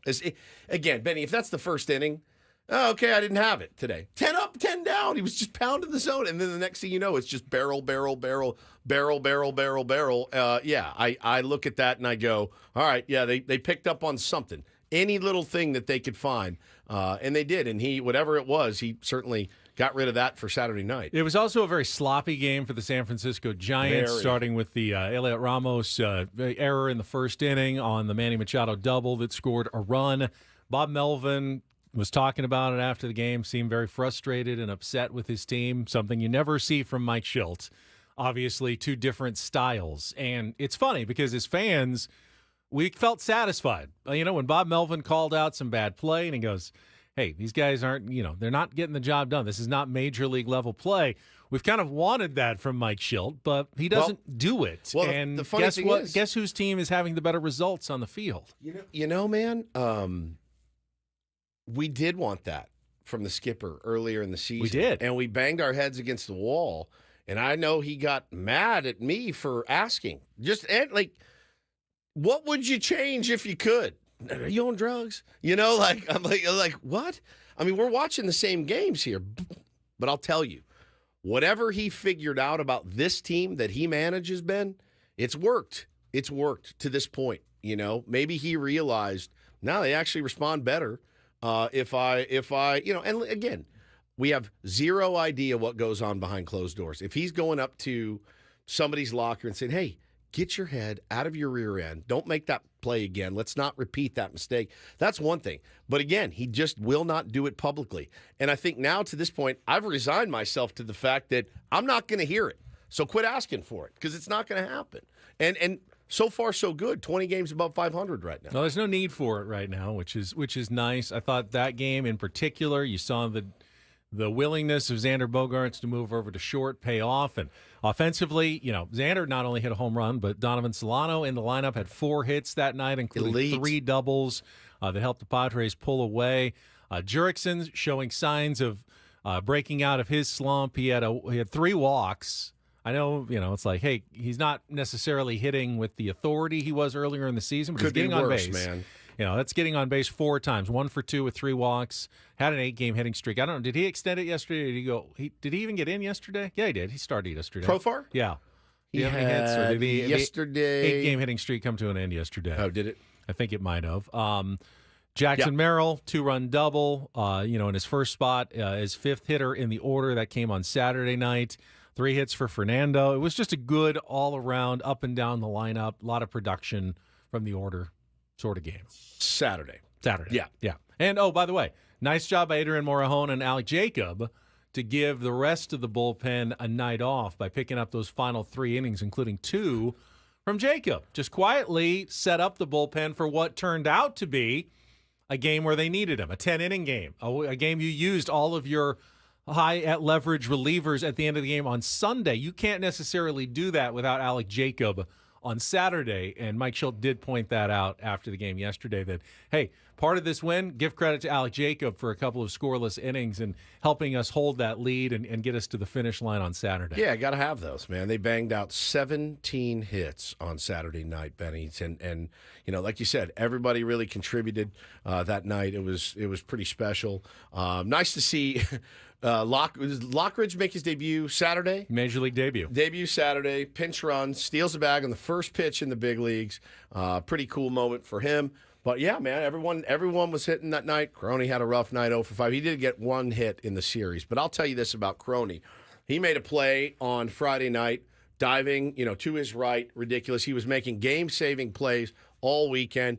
If you feel that you're a black hole in the lineup, if you feel like I'm just not seeing it, he barreled a couple balls, but if it's just not working for you, you can't take it into the field. You've got to make plays, and he made a ton of plays this weekend to help the Padres make sure they didn't lose any of those games. So credit where credit's due on the defensive side of the ball. He was spectacular. I'm glad you brought up Lockridge because that is one of those playoff forward-looking moves that the Padres are at least testing out here. 100%. At the end of the season. A guy who stole over 40 bases in the minor leagues this year. He was like 46 out of 52 and 1 for 1 in the big leagues, yeah. You need that speed off the bench in the postseason. Now, they've had Tyler Wade and Bryce Johnson at times this year. Lockridge is not going to provide any offense, but you're not expecting him to take any at-bats in the playoffs. You wouldn't expect Tyler Wade. You wouldn't expect Bryce Johnson to take any at-bats in the playoffs. They would be out there for defense and speed, but you don't have 3 of those guys. So how are you going to best maximize your playoff roster? And what the Padres are doing at AAA right now is kind of interesting. They have been working Eggy Rosario at shortstop at El Paso because Eggy, remember, has continued to mash against left-handers. In the minor leagues, he did it in the big leagues early in the season. And there's a chance we may see Eggy back on the playoff roster and possibly as someone who can fill in with, if Ha-Seong Kim remains hurt, he may be like your backup shortstop and a right-handed bat off the bench against lefties that they could use in the postseason that might be more valuable than what they have now as the complete team. Yeah, what you could do if you had to in a playoff game, Benny, you probably wouldn't pinch hit him for Bogarts, but you would pinch hit him for Cronenworth and then slide Xander back to second for an inning and Eggy at short. Makes me nervous as hell to think about Eggy Rosario playing shortstop. But, I mean, again, if it's a bat, if he comes up in his pinch hit appearance and hits a 2-run home run and gives you a 4-run lead, you don't really care. And, again, I don't know if the Padres are committed to that, but they want to make sure that, their options are open given the health. They're pretty – I mean, shortstop is now a very thin position. While Ha-Seong Kim is out. If something happened to Xander – Now what would you do if something happened to Xander, tomorrow? No, God forbid, right. Obviously, you hope no one gets hurt at this point in the season, but you have to be prepared for someone to go down. And now you're at the point where, all right, is it Jake? Is it Tatis? Is it Merrill? Or could it be Eggy as the next guy up at shortstop if someone got hurt? It's not going to be Tatis and it's not going to be Merrill. I don't think so. I would bet the farm So on that, you're preparing for all eventualities. You don't want the season to come down and you be not ready for anything that might happen in October. And I think this is part of that forward thinking that the Padres are doing with 2 weeks left in the season. Yeah, it's interesting. And I like that they're, again, we talked about big boy moves for this team. And I thought sending Camposano down was a big boy move. And we asked Schilt about it, and he said, yeah, there's a scenario. We probably could have kept 3 catchers on the rosters. They all have different skill sets, but he just wasn't getting the work that we needed him to get in, so he's going to be down there. So I don't know. I mean, they're working out their options down there, Ben, to make this playoff roster as robust as it can be. All right, we'll come back, 8 o'clock hour. We'll include a visit from in-season Sammy Levitt. Paulie celebrated a birthday over the weekend. And Woods, I was very surprised at what you did when I was on my trip. Coming back next.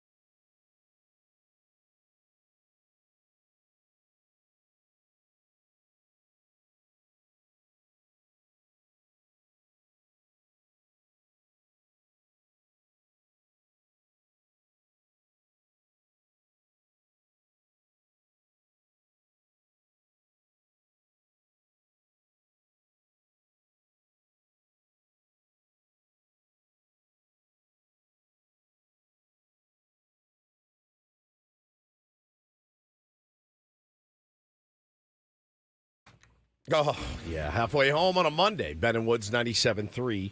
The Fan. Got Sammy Levitt coming up at 8:35. Got a Reindl Report. And, man, been a fun time talking Padres or the Padres baseball with you guys today. I was going to say Padres today, and I said Padres. Just a different team. Could be a name for like a T-ball team, Yeah. toddlers. It's on the Toddres. Toddler Padres, Really the good. Toddres. Or the manager's name is Todd, and he just calls them the Toddres. It's pretty good. Not bad at all. Had my first, second Pinto practice yesterday off the machine. It's going to be an interesting season. Oh, you're playing the horse leagues. Yeah, we're in the horse leagues now. Colt, Pinto, Pony. Pinto, Pony. Yeah, we're in Pinto. And we're Mustang. the Durham Bulls. So we got the good Durham Bulls caps and all that. But, yeah, man, it's going to be interesting. The machine is the next level up, and real baseballs this time. So little guys were a little bit reluctant to get in the old box yesterday against the machine. So I'm screaming at them, having a great time. Looking forward to getting that thing going on. What's the ranking? It's T-ball? Yep. Machine? Or Yeah. coach pitch? Coach, we skipped it. We went Skipped to the coach. machine. Yeah. And then machine, It's and different. then kid pitch? Different for different leagues. I'm dreading kid pitch like walk, Yes. error, Pass walk, ball, pass pass ball. It's like fantasy camp all over again. That's me on the bump, by the way. It's just walk, hit, walk, error. So, yeah, those games are going to be excruciating, but fun to get out and practice yesterday with the little guys, man. It's a lot of fun. Woodsy, that's Paul Reindl, the executive producer, Ben Higgins, your friendly neighborhood sports anchor. And if you missed it last week. I don't like the way you say that. What? Ben Higgins. Ben Higgins. As though I've done something inappropriate or wrong. Well, listen, I don't know if you've done anything inappropriate yet because I haven't gotten the conclusion of the story. But at the time when you checked in your hotel, there was a package waiting for you in your room. Paulie and I thought it'd be fun to send you something for your trip. It was really done out of nice little thoughtful gift. It was done out of love. You're alone in a hotel room for 3 nights. 3? Yeah, 3 nights. I thought, well, women have their things that they have, and why don't we have anything? You mean friends? What? Like, I didn't need a friend. What were you expecting I was going to be doing on this trip? Without it? Yes. Well, I knew you were going to play golf. Yes. I knew you might have a couple cocktails. A couple, yeah. Get back to the room and, sleep. But what helps you sleep better than... Oh, my God. Right. So we sent him a package that we got, and we described it last week. And it's a latex, a very... how much pound? How many pounds? 20? I would say about 10. 10? Yeah. 10 pounds. 10 pounds. Just a torso. No head, no legs. That's you right there. That was you, actually. So we bugged your room. We sent it over to Ben, and it was in your room waiting for you. And you opened it and went, "Oh, these guys got me again." So then I thought about the offshoot of the prank. That was in my mind. I promise you, I swear, that was the prank. Just send it and let's get the funny text back from him. What I didn't think of is, he got it on the first day. Where's he going to store it in his room? Okay, number one. So that was number one. Number two is he going to try it? Number three no was housekeeping for Ben. Does he just put the privacy only on the door for 3 days? Make your own damn bed. He wants his bed made. He wants his pillows turned. Of course you do. You want your room cleaned. And then the other one was, is he going to get it? How's he going to get it out of there? What's he going to put it in? Is he going to throw it away? Is he going to leave it? So I would like some answers right now. Also, just put it in a trash bag like you were pulling out body parts. Right, or something. right. Which is like, that's creepy. So also, you said off the air, I said, I'm just going to call her Candy. And you said, oh, no, she already has a name, which blew me away. So number one, what's the name? Well, let me tell you that Delilah is very safe and sound. Oh, my God. Oh, my God. Oh, my God. Hey there, Delilah. You just broke us. There's not coming back from this. Delilah. Delilah. He is the most clever. You're red right now, by the way. Somebody said he's very red. All right, Delilah. I did have to. I had to find somewhere in this hotel room. I mean, it was obviously. I didn't want to throw it away. Right. I mean, where would I throw it away? You can't put it in the garbage can. Couldn't put it in the garbage can. It won't fit. And it would be very jarring for the mates to come in and see that. And then I thought, well, you just put it back. The box was very discreet. So maybe if I just put it back in the box. But I didn't think about it because I opened it the first night. And then what I did is I turned my jeans and my inside out, stuffed it like down one of the kind of legs, wrapped it up tight, put it back in my suitcase, and then like folded my suitcase and put that in a drawer. How pliable is this thing? It's pretty bendable, for sure. Oh my god! Just like there's like 4 layers. You'd have to really be digging deep in the room. They've got no business being in exactly. there. Like, throw like some dirty socks like on top of the jeans just to really dissuade anyone from even looking. So, but then that was my mistake because couldn't get it out. Well, if you wanted to use it because later. then so as they cleaned my room when I was playing golf on that second day, the box was just trash and they threw it away. So then I didn't have the box anymore. They threw it away. So then I had no way to take it anywhere like discreetly. Right. So I had, she came back out and she watched. I didn't have very good Wi-Fi in the room. Perfect. That's the perfect gift then. Couldn't really stream anything. Sounds like the perfect prank. Perfect. We watched The Fugitive together. You and she did? We watched The Fugitive together. It was on, I think, A&E or something. They switched the samples. It's Devlin McGregor. He's yelling at her. Can you believe this guy? I had no idea. It was the doctor. Yeah. The guy, Doctor, what was his name? I can't remember. Doctor, the bad guy? The bad guy. Dr. Charles Nichols. Charles Nichols. Freaking Nichols. I hate this guy. Thought it was Lentz. Lentz is dead. Lentz is dead. Lentz is dead. Okay. So you guys watched The Fugitive. Watched The Fugitive, yeah. And then, Cuddle or?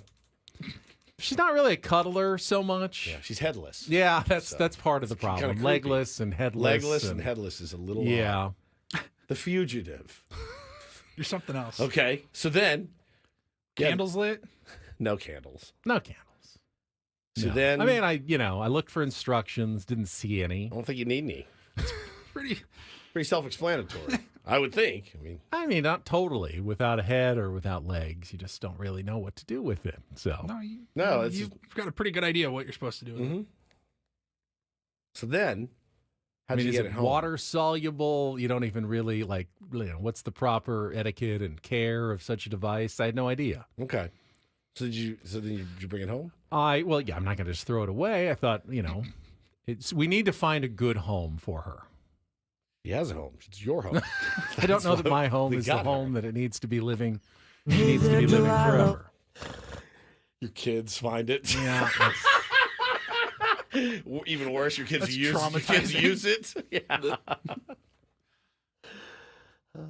Where'd you put it? In the suitcase? Just zipped it up? That's how, you kind of did the same thing with the jeans and wrapped it up bottom of the suitcase. Where is she now? Just like, where's she right now? That remains between me and Delilah. Safe. She's safe. She's safe. You probably had to go get like a P.O. box somewhere. I'm not going to bring it to work. That would be inappropriate. Right. We can't put it in the studio. Put it right here on the windowsill. Can you imagine? Oh, my God. We'd be fired immediately. Man. So now you just have it. I just feel like it's now valuable. It's now a piece of show memorabilia. Yeah, it's Ben and Wood's lore. At some point, we're just going to, auction off or give it away. Maybe we'll do it for the Christmas and holiday. Yeah, raising some money for some needy families. You put a bow on it, deliver it to a needy family. Yeah, I was thinking there could be a use for it. All right. Oh, there's or maybe you want it. Would you be interested? Wouldn't say no. Would you rename her? No. You like Delilah? I liked Delilah too. So you did not use Delilah? Gentleman never tells.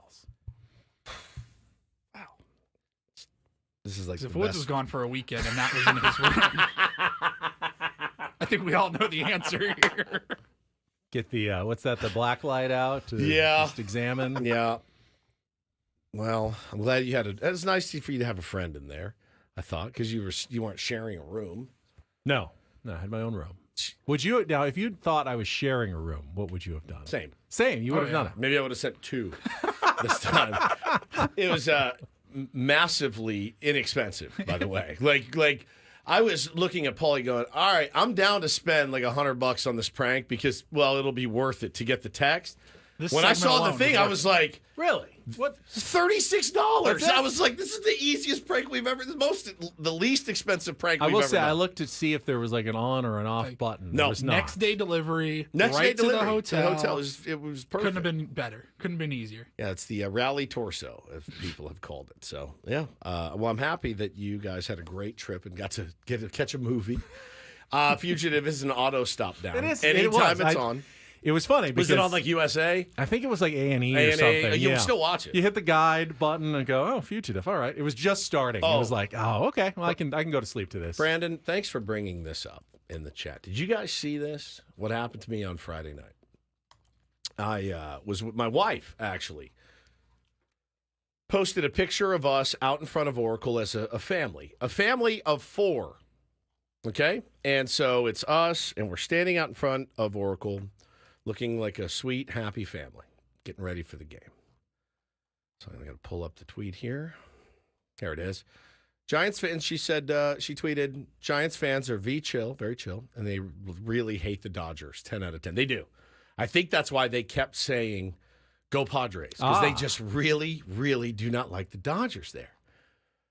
And I'm looking at some of the comments, and oh my God, if we didn't get, did you guys see the tweet that guy sent?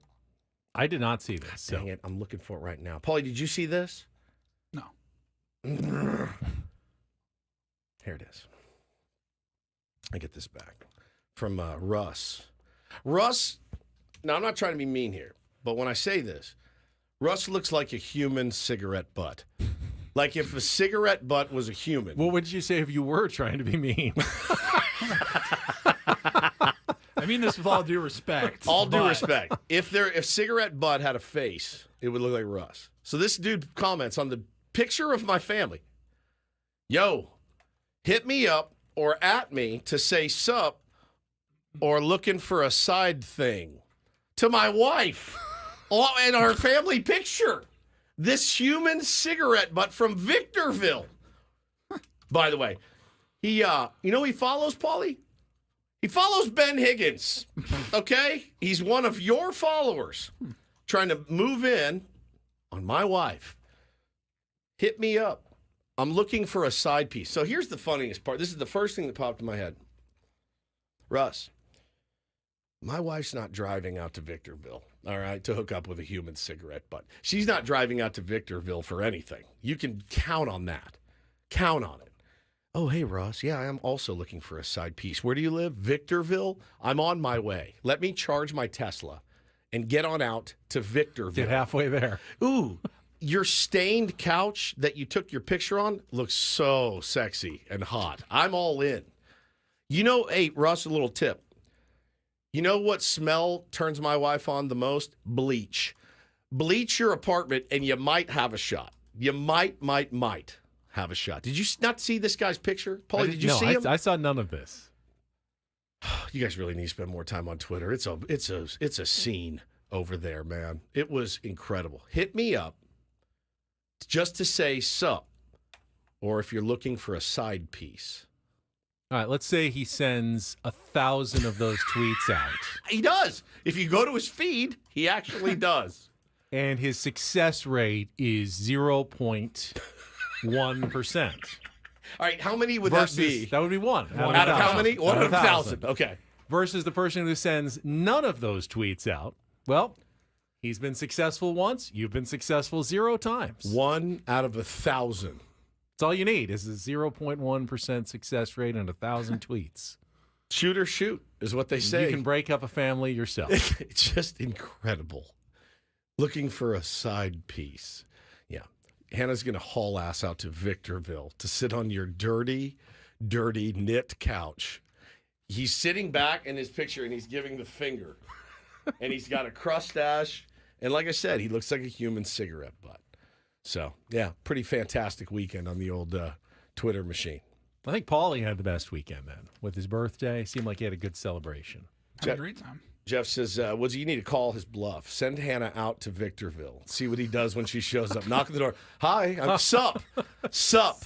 I'm here.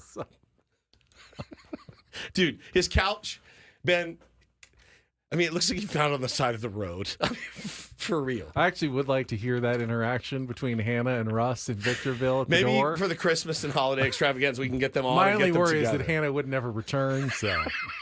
Probably. Yes, and it wouldn't be because she wanted to stay. Trust me. Oh, God, Twitter, man. Never gets old. Never gets old. Well, I'm glad you and your friend had a nice time, and that gift was sent out of love. Did a lot of scoreboard watching over the weekend. As did I. Oh, yeah. Mostly went pretty well for the San Diego Padres. Got to talk about where they now stand with 2 weeks remaining in the season, and then Sammy Levitt's going to join us at the bottom of the hour. That is all coming up after a check of traffic with Kelly Danick here on 97.3 The Fan. We'll be right back.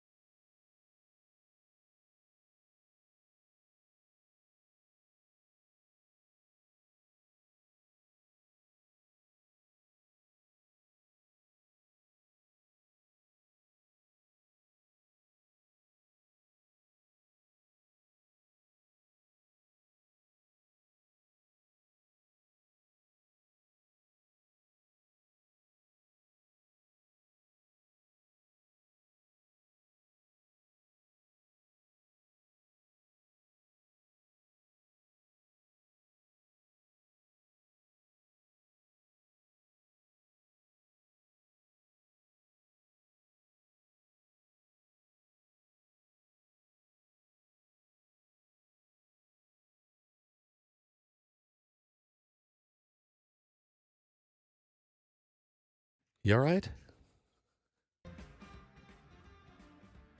I feel like I just ate a lot of peanut crumbs. Oh, and you they're got all- nut skin in your throat. But I didn't eat anything. It's just weird. Just stuck in my craw. Nothing. I've got nothing stuck in my craw. McKee said, listening in the car, is Ben okay? Yeah. If you missed it during the commercial break, Ben doing a read for Prize Picks. Whatever stats you're interested in, you can follow the games along like you're, following your fantasy. So you can already hear it. I thought he was going to throw up. You can hear the shakiness there. Whatever stats you're interested in, you can follow the games along like you're, following your fantasy team. But it's just a one-day team with a chance to win real money. And right now, in the month of September, already 2 games in. Excuse me. Already 2 games in. Caleb Williams, 1 passing yard, gets you 1 win on Prize Picks every week in September. You can win up to 100 times your money on Prize Picks with as little as 4 correct picks. I'm struggling here. That's where I turned off the microphone and coughed both times. Woodstead just coughs. I just coughed. You go for it. Kendry Morales with a home run. Vladimir Guerrero had key hits along the way. And the Angels batting order just, wore out the Red Sox pitching staff. Sure did. It was really an homage, is what it was this morning, an homage. I feel like I must have done something wrong, but I don't know what it possibly could have been. Well, this one looked like you gave it like a. So I was like, he's gonna hork It all felt over like I his had something laptop. stuck in my throat, but there was nothing there. I didn't eat anything. Now it wasn't on the feed, but he goes like that. Oh no, this is about to get real bad, real bad. You okay though? I'm okay now. Did you at least apparently water or anything? I've got my coffee. I think I'm fine. All right. Padres went into the weekend in good position, but with a lot of teams in very close pursuit. Tenuous.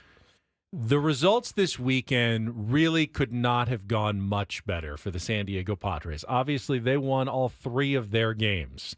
You knew with the Braves and Dodgers playing each other, you were going to gain ground. You did. You gained 2 games on the Dodgers when the Braves won the first 2 games of that series on Friday and Saturday.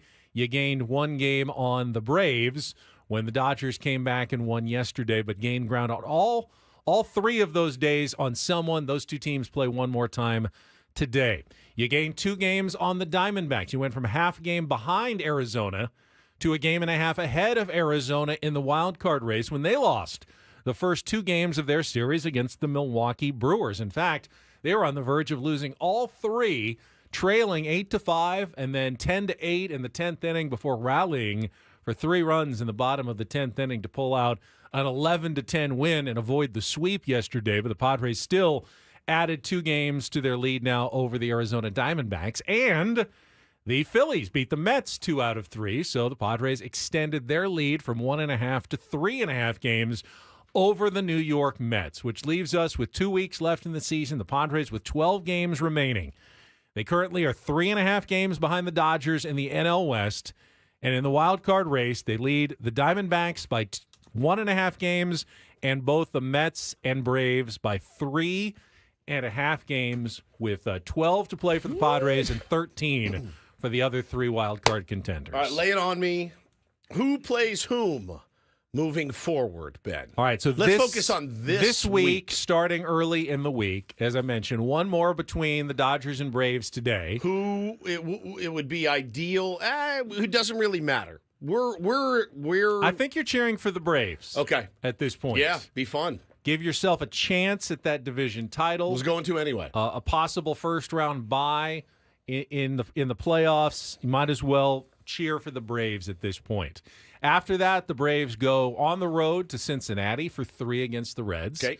Not a great team, but it is a road series. The Arizona Diamondbacks head to Coors Field for 3 against the Colorado Rockies this week. 3 or 4. Where literally anything can happen. Yep, correct. And then the Mets go home. They have the most advantageous matchup as they host the Washington Nationals. But the Washington Nationals have had a couple of games where they've, hit or pitched well and thrown up some surprises here in the last month. That's So just this week because that's the first part of this week. I didn't want to look too far ahead. Okay, all right, yeah. Let's just go one series. But at a after time. that, there is a matchup between the Braves and the Mets. They do have to play each other still, so that's still in the future. And the Diamondbacks, I believe, have to play the Brewers one more time and finish their season series against Milwaukee. So there are some tough games remaining for Padres, playoff contending opponents. Dodgers go one more against Atlanta, and then who? They have Miami? Miami, yes. Oh, skip. We need you. Skip. I need you to empty the tank here, man. Empty the tank. This is your World Series. This is your World Series. I'll send you so much merch, all the merch you can handle, which is such a good incentive for a big league manager. Ben and Wood's local radio merch. Yeah. He seems to be amenable to it. So, Okay. Well, I mean, I'll do him one might as better. well. I'll send him Delilah. 100%. Oh. I will pay for shipping. I don't think he would want that. He would be so mad. What if we sent that to the clubhouse? With the Ben and Wood sticker on the front? All right, we need this, buddy. I'll take one. One Delilah? You No, have no, one? one win over. Just one. Yeah. One One win would over be the great. Dodgers. Yes. Just give me one. 100. I wonder what the odds are in that I mean, series. asking for a series sweep or even a series win seems like a lot. Yeah. Give me one, though. Don't get swept. Okay. Don't get swept this week. But ultimately, as we calculated earlier in the show, Padres' magic number to clinch a playoff spot is at 8. And it's a complicated set of equations that involves the fact that the Braves and Mets still have to play each other. But that means any combination of 8 Padres wins and Braves losses will clinch a postseason spot for the San Diego Padres. And with 12 games left, means you can go 8-4. Doesn't matter. The Braves could win every game, and you'd still be in the playoffs at that point, because that would mean the Mets would lose 3 times, and you would still have the tiebreaker. I mean, you'd be finishing ahead of them. So we know that the magic number is 8. That's a good spot to be with 12 games left. Yeah, just win ball games, man. Right. Win your ball games and let the rest fall where they may. All right, Sammy Levitt was covering the entire weekend. He joins us every Monday to wrap up the San Diego Padres weekend that was and look ahead. We will talk to our pre- and post-game show host, Sam Levitt, coming up next here on San Diego's #1 sports station, 97.3 The Fan.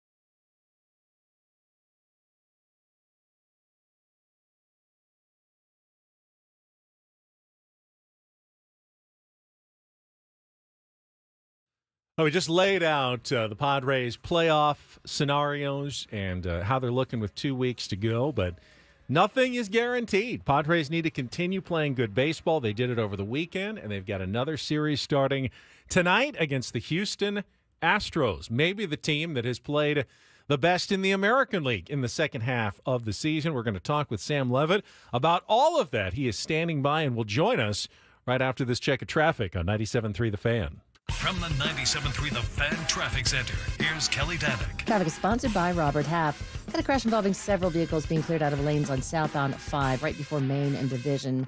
A couple of problems in the North County, South 5 coastline before Loma Santa Fe. Accident over to the right shoulder. Actually looks like there may be a vehicle in the HOV lane as well. And a crash on the Via Rancho Parkway on-ramp to southbound 15. I'm Kelly Danick with Ben & Wood, San Diego's #1 sports station, 97.3 The Fan. 9 out of 10 hiring managers are having difficulty hiring. Robert Half is here to help. Our recruiting professionals utilize an award-winning AI to connect businesses with highly skilled talent. At Robert Half, we know talent. Visit roberthalf.com/talent today. A lot of good highlights to play from over the weekend on his post-game shows. Joining us right now is our Padres EcoWater SoCal pregame show host and post-game show host, Sam Levitt, back with us here on 97.3 The Fan. Sammy, that was a really fun weekend up in San Francisco. Yeah, it really was. In really every facet, I thought the Padres just had an outstanding weekend. You think about what their pitching did. They give up 3 runs in a span of 28 innings, and one of those runs was the automatic runner on second base in the 10th inning yesterday on a grand total of 13 hits throughout the series. I mean, that was the Giants' offense that came in really not doing much at all, and the Padres nearly shut him out for 3 straight games. And that was true for the starting pitching, what Cease did on Friday, what Musgrove did Saturday. Martin Perez, I think, has been such a nice addition to this team, what he did yesterday in the bullpen as well. And then offensively, I think you look at this series, just the first game, Luis Arraez, a leadoff single, Fernando Tatis Jr., a 2-run home run. It sort of set the tone for the whole series, I thought. They did a great job on Friday and Saturday, getting out to an early lead, giving their starting pitching some cushion, some breathing room, and then obviously had to win it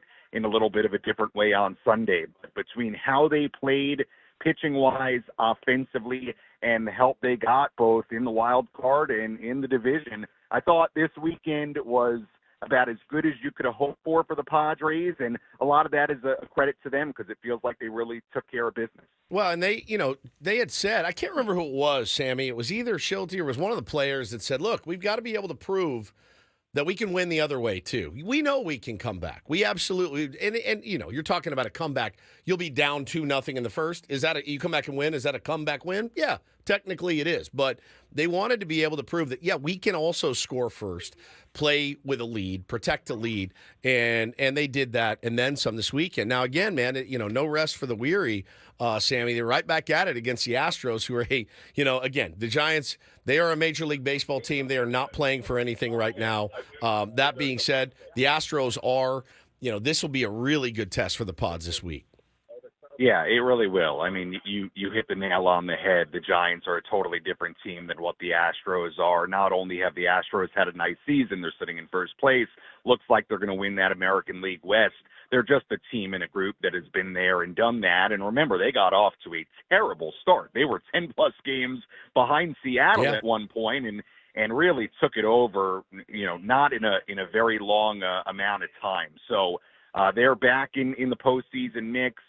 Tonight, the starting pitcher the Padres will face, Spencer Arrighetti, is a really talented rookie right-hander who's been, for the most part, really good as of late. So this will be a tough test for the Padres tonight against Arrighetti, somebody they've never seen before. And we'll see. I think if you're a Padres fan, you're hoping to win this series. You get the day off on Thursday, and then obviously you have another big series against the White Sox. I mean, every game is big right now. So it's an interesting Astros team. I don't know that they're quite as good or as powerful as they've been in past years. I mean, you look at it, they have 81 wins right now, so they're going to have to do a little bit of work to get to 90 wins or more. But, look, it's a team that has been there, done that, and it's certainly, I think, better competition than what they face in Seattle and in San Francisco. So it's a tough test, and I think you look for a series win and you keep it moving. Sam, what were your thoughts on the decision to move Jackson Merrill up from 7th to 5th in the lineup on Saturday, and presumably moving forward? And what were you hearing, obviously, from Mike Schilt, but anything else that you got over the weekend on that move? Yeah, I think it's a credit to Jackson Merrill, right? Now, the interesting part of that move was that he was not swinging the bat particularly well before they moved him up, and it's almost like moving him up to the 5 spot on Friday got him going, because I think he was 1 for his last 18. Yeah, I think he was 2 for 18, I think, going into that game. Okay, so it was, I mean, he really had not swung the bat great, but look, it's a credit to Jackson. It puts him in maybe a little bit more of an RBI position when you've got guys like Tatis and Manny and Arise and and Profar above him in the lineup. So, look, I was totally with it. I mean, I understand it. He's been an excellent run producer. He deserves the opportunity. Maybe part of it is the fact that Jake Cronenworth, hasn't swung the bat as well lately. But I think it's a credit to Jackson Merrill. And I'll say this about Jackson, too, and it's another part of why I think you're comfortable with him in the 5 spot, is that, and it's amazing, I think it's one of the more impressive aspects of his season, every time he hits a skid, he does not allow it to become an extended slump. He had that, whatever it was, 1 for 18, 2 for 18 stretch, and he gets out of it by having a 3-hit game, and then the next day hits a couple of doubles. It has been one of the real impressive parts of his season. He has mini skids, but I can't recall an extended stretch of time where he's really, really struggled. For a 20, 21-year-old to be able to come out of mini skids the way he does, it's been really impressive. And I think the move up in the lineup is a credit to him, puts him hopefully in a bit of a better position for RBI opportunities. Talking to our pal Sammy Levitt here on Ben and Woods this morning, and Sammy is one of the more dedicated tier ones you'll find. I know you probably heard us talking earlier about the big boy moves, right? And that was certainly one of them. You do wonder, we talked last week to you about some of the moves that the Padres have made this season to let kind of everybody know, all right, like we're not doing a lot of hand-holding anymore. If you're not getting the job done, we're going to try to find somebody that will help get the job done. Now, Robert Suarez has struggled for about a month now, and it's been a little bit uneven. Has had some really good outings as well. Had the 4-out save last week as well. Do you foresee another big boy move here with a couple of weeks left in the regular season? Yeah, I think it's a really interesting question, and I think it's a tough question because I think for the most part, and obviously it hasn't been nearly as sharp the last month and a half, and the results have not been nearly as dominant.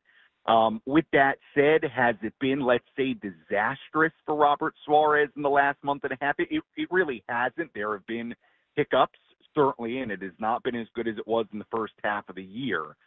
Look, from what we heard from Mike Schilt yesterday, he showed absolutely no indication that Robert Suarez is moving out of that closer's role. And I think for a team that's been as good as the Padres have been, and this time of year with 2 weeks left in the regular season, I wouldn't expect, based on what we've heard, even though you're right, they have made moves when they've needed to make moves.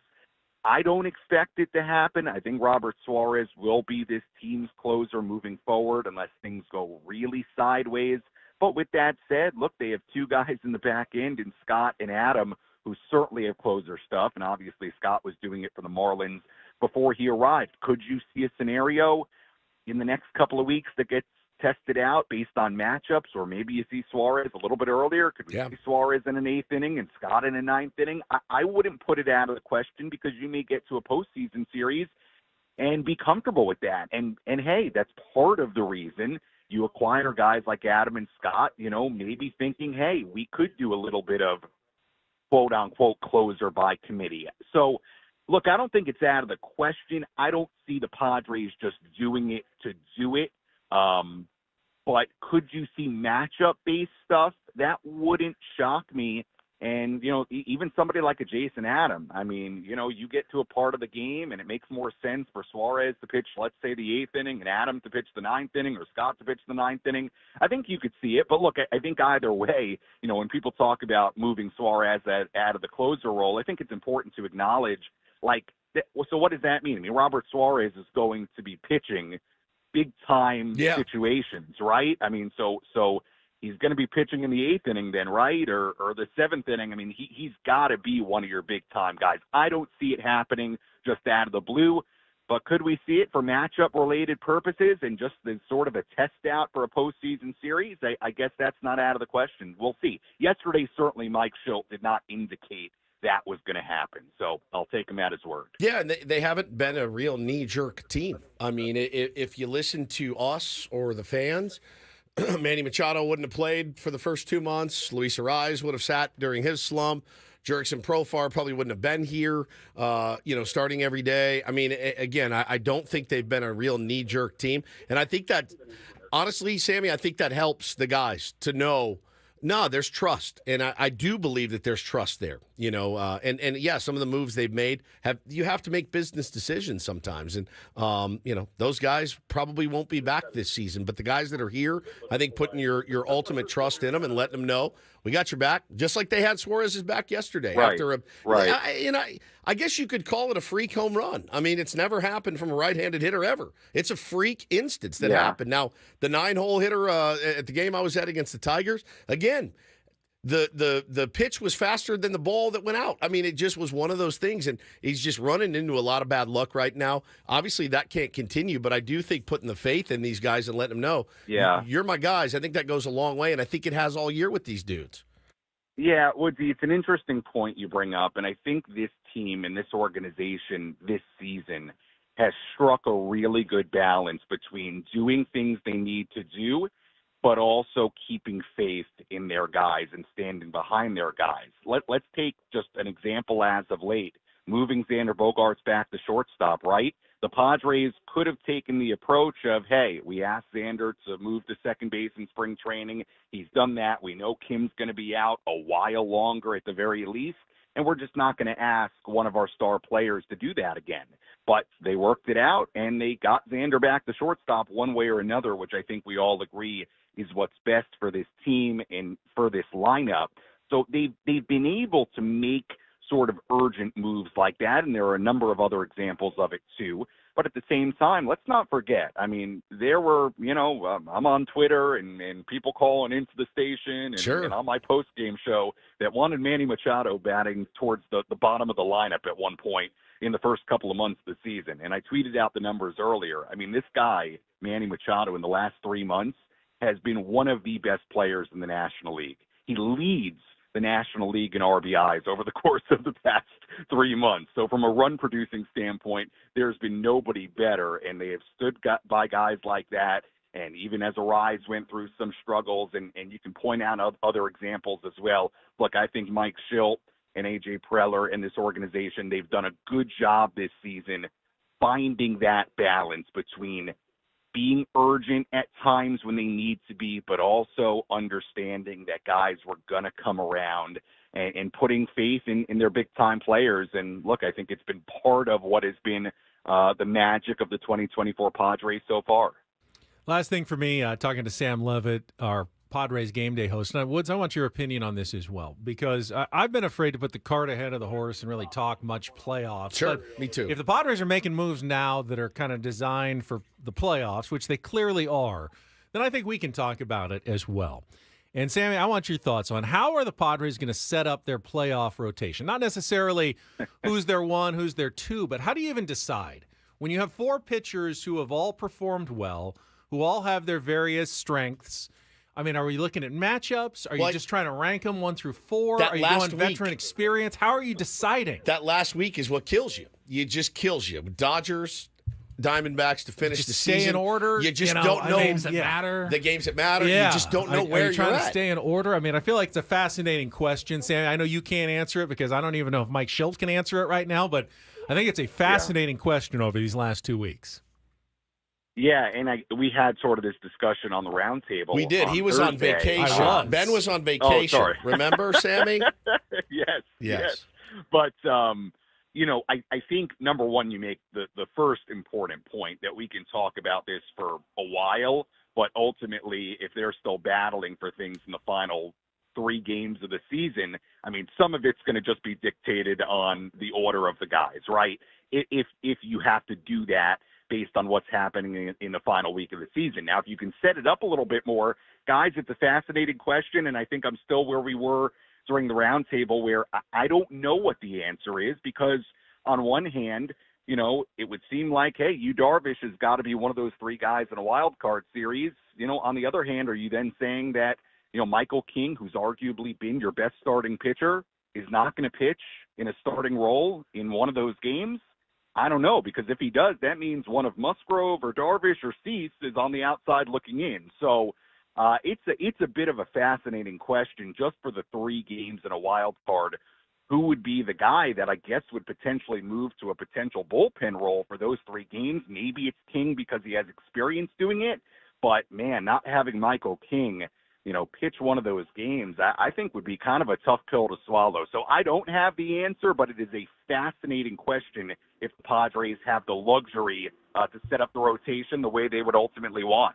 Sammy, we will hear from you again tonight. EcoWater SoCal pregame show at 5:40. Padres and Astros coming up at 6:40 from Petco Park. Last homestand of the season. Hopefully there'll be some postseason, but you never know for sure. So enjoy this last week, Sam. All right, guys. Thanks so much. Thanks, Sam Sammy. Levitt with us. And how did the roundtable go without me? I was going to ask you during the break, but might as well ask you now. Annie crushed it. Good. We had a good time. We found out Chris Hello's on vacation for 2 weeks, so he's going to miss the last 2 weeks of the regular season, which is really a dream. You don't have to go through any of this. Doesn't have to do any of the math. He just comes back. And hopefully finds out who the Padres are playing and when. And it's, all right, let's go Padres in the playoffs. So that was fun. We got to, bust his chops about that. It was good. I thought it was really good. We talked about, the potential suitors and where we were going to finish and all that. It was good. But of course, then you sweep the Giants and everything changes everything a little changes. bit more. Just like it's baseball, man. Just like every week, everything changes. I think the biggest change, though, because I had said, don't even worry about the division last week. Yeah, now you're like, oh, okay, let's worry about the division again. The playoff rotation's entirely different if you're talking about waiting a few days, setting up for a 5-game series as opposed to a 3-game series just 2 days after the season ends. Yes. All right, we have not talked about the San Diego State Aztecs' latest football debacle. Paulie will bring that up next in the Reindl Report on 97.3 The Fan.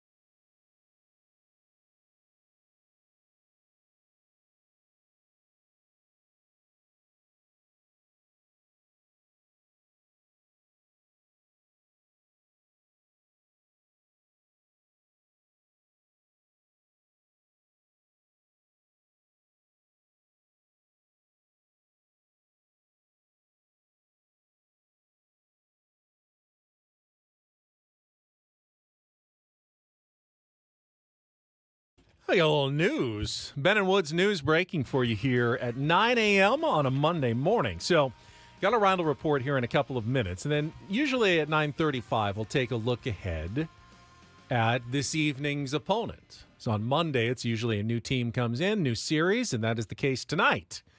And we'd give you our thoughts on the Houston Astros. But Paulie is taking it one step further. He just confirmed that coming up at 9:35, we will be joined by friend of the program and Houston Astros broadcaster, Geoff Blum is going to be with us at 9:35. Blummer, the best. Do like Blum. Thought about it this morning. I go, wait, that's very unlike us to not even have thought to reach out to get him on. We love That's pretty Blummer. scatterbrained all weekend. Former Padre great. You know what? I'm going to wait, give him a couple hours, let him wake up, reach out. He's the man right He's the away. best. He goes, We love Blummer. let's do it. So this is a big series for the Astros as well. While they are, got a comfortable 4.5 game lead over the Seattle Mariners in the AL West. That could change, if they had a bad series here in San Diego, and you got to, anytime you're looking and going and facing the Padres at Petco Park, you're going, we better bring our A game because they're playing their A game right now. The Mariners are going, come on, Padres, we need your help here. We need you to win this series. Hey, maybe even sweep and give us a chance to climb back in this. And all of a sudden, the Astros could be in a fight over their last 3 series. So still big series for Houston. They're kind of I think they're 5 games or 4.5 back of the second seed. So you're kind of locked in at the moment, but that could still change if they don't play well. So they need to continue what they've been doing over the second half of the season after their slow start. They've climbed, 13 games above 500. Padres are 20 games above 500. Crazy. Just depends. In one division, that's good enough to be up by 4.5 games, 13 games. Padres are 20 games above 500, and they're 3.5 games back. Correct. Because they're in a much tougher division than the Astros have been in this year. I'm excited to talk to Blummer. Always a great time. All right, so we'll have more baseball talk coming up, but I want to leave plenty of room. Paulie's got a bunch of stuff to get to. Let's start with today's Reindl Report. And get things started here with our today's edition of the Reindl Report. Now tuned into the greatest.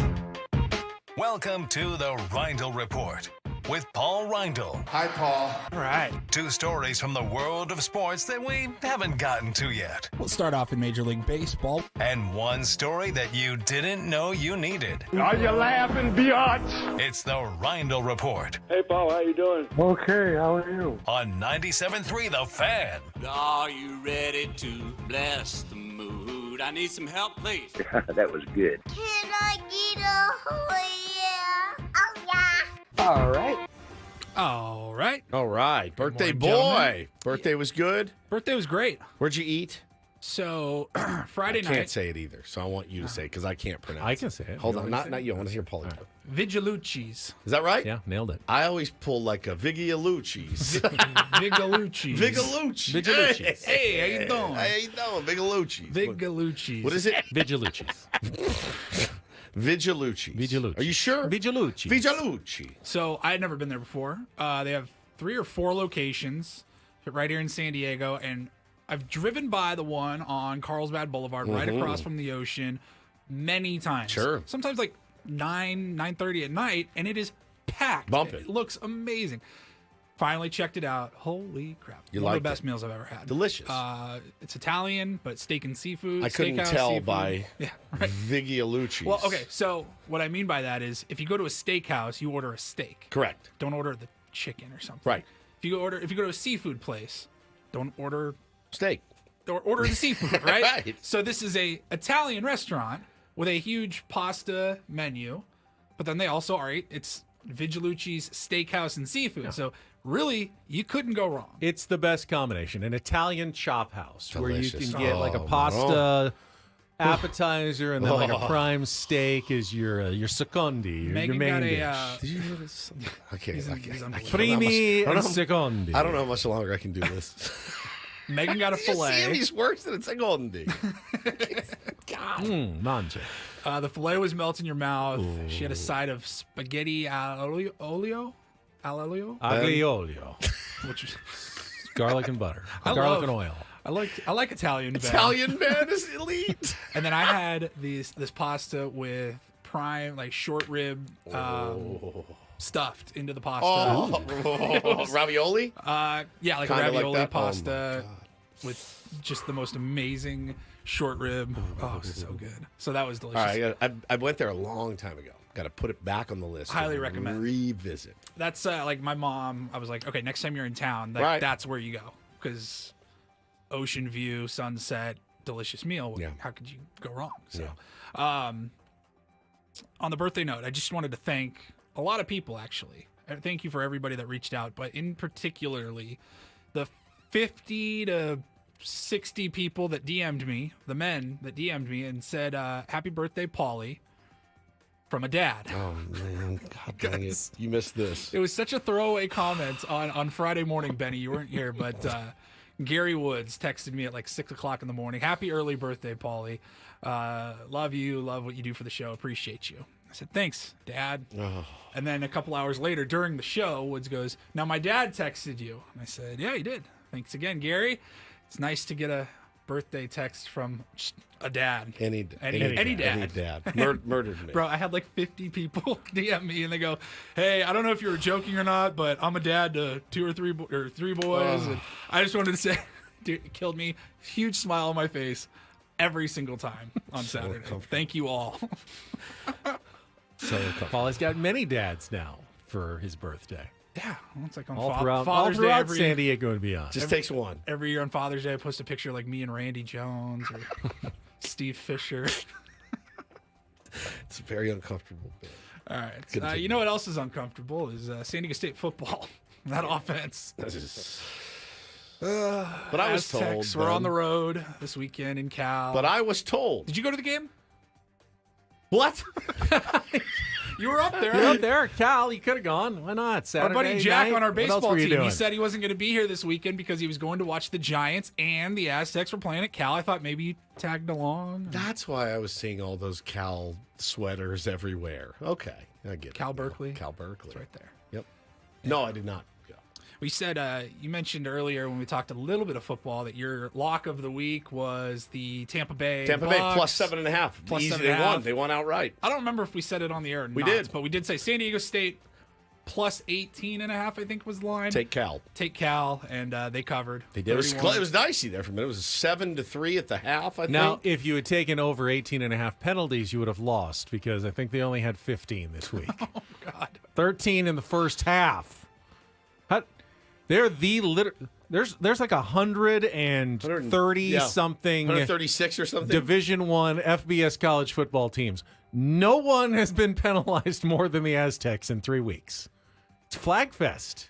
It's and most of them are on the offensive line. Yeah. And most of them are on plays where they actually gain yardage. It really is. They got shut out. Yes. And then they had a field goal. It's 6 quarters of football. They scored 3 points. It's been rough. What's changed? You know, I mean, it's the guess same. the Optimists- Defense kept them. Now in they it had a again. touchdown called back on a penalty. Yep. The Optimists would interception say, return. hey, new staff, new guys. It's gonna take some time. Take some time to Sure. gel, but you don't really have a lot of time in football. You really don't. It's not a 162-game season, man. You really don't. No, they're a quarter of the way through the year already. I'm afraid. I think their national championship hopes I might think be they might be. dwindling. Now, they do have a bye this week and a chance to maybe work on some fundamental discipline issues. You know, here's how you block without holding, guys. You can't hold. They're going to call it on you. And then that negates the big run we just had. Yep. So it's been frustrating. Again, it's 3 games. Every coach deserves more than 3 games to put in a new system, to get players to understand the concepts he is trying to teach. And I understand that, but I saw some Aztecs fans, like the real diehard alums, going, this is not what we expected at this point. And they're starting to get a little impatient with Sean Lewis, which is, I don't know if it's fair, but that's the reality of any sport. When you promise change and you get like more of the same and even worse, it's tough. It's not fun, and it hasn't been fun so far. All right, that's it for the sports today in the Reindl Report. Got a couple other stories. I need Woodsy's help with the third story here, but first we will talk a little Emmys. Emmy Awards were yesterday, and I missed it entirely. I looked at Twitter and I was like, so and so won. I'm like, I didn't even know it was on. I was like, I've said it a million times. Not a huge award show guy, Yeah. and I've decided the Emmys are by far my favorite because, well, I've watched most of these shows, or at least heard of them. We will all watch a lot of TV. Yeah, we've seen most of these. We watched the Oscars though, and it's like I haven't heard of 4 out of 5 of these movies, I'll and then go the back one sometimes. I haven't seen it yet. So I haven't gotten around. It's not streaming yet, so I didn't see it in theaters or whatever. But the Emmys, a lot of the shows that won big, I had seen. I think the biggest winner was Shogun, which I actually have not seen, but I was aware of it. I started it, and it's I mean, look, I'm a ADD guy. Like I put some TV on to fall asleep, kind of zone out. You can't do that with Shogun. You have to be. You got to be sitting there locked in on Shogun. But by the way, visually and all that, spectacular. Yeah, they it's won a best spectacular drama, best show. lead actor. I mean, they cleaned up. The Bear did very well. The Bear did We've very all well. seen The Bear. Yep, we love The Bear. Jeremy Allen White won lead actor in a comedy series. It's not a comedy, but okay. That's I thought they switched it to drama this year. They were listed as comedy last night. Cousin Cousin Richie. Cousin Richie. He won Best Supporting Actor. He's the best, dude. And Tina won Best Supporting Actress. I mean, I swear to God, if you haven't seen season 3 yet, there's a one that focuses on Tina and her story. I mean, it's gut-wrenching. It's so beautiful. I learned yesterday that Io, I don't remember her last name, but the girl, the lead in The Bear, she wrote that episode. Did she? Or produced it or something. Like, that was her baby. Just brilliant, man. Baby Reindeer cleaned up. One of the best shows I've ever seen. That's one I haven't seen yet, but I know you you guys haven't both love started it. I haven't started it. You got to watch it. Oh, Benny. It's again, if you gotta haven't take seen some time, though, It's because one it's of intense. those. So Shelly had a chance. She watched it without me, which means it's hard to sometimes get in because you watch. It's not. You watch your own stuff. Well, I don't have time necessarily. It's not always to this watch my bit own of, stuff. of husband. Well, you watched it without. Just watch your own stuff. We're grown-ups here. We're all grown adults. Baby Reindeer was listed as a But limited then when the or other person's anthology sitting series. with you and you want to watch something they haven't seen yet, like so you can be together. What? And watch. This Just- is not a just watch the foreign show. concept. It's really good. Just watch the show. You don't need to. Just watch the show, bitch. Just watch it. Well, I can't watch it because you've already seen it. Well, just watch it. It's that good. You know me. I can't pay attention for more than 4 seconds. Within 4 seconds of Baby Reindeer, I was like, oh my God, what is happening? I mean, it got me Richard Gadd, immediately. He won lead actor for that. brilliant. And then Jessica Gunning, she won Best Supporting Actress in a limited series or movie. The last show my wife and I watched together was The Sopranos because I forced her to sit. I go, you have to see this. I will watch it with you. I'll mansplain everything you don't know.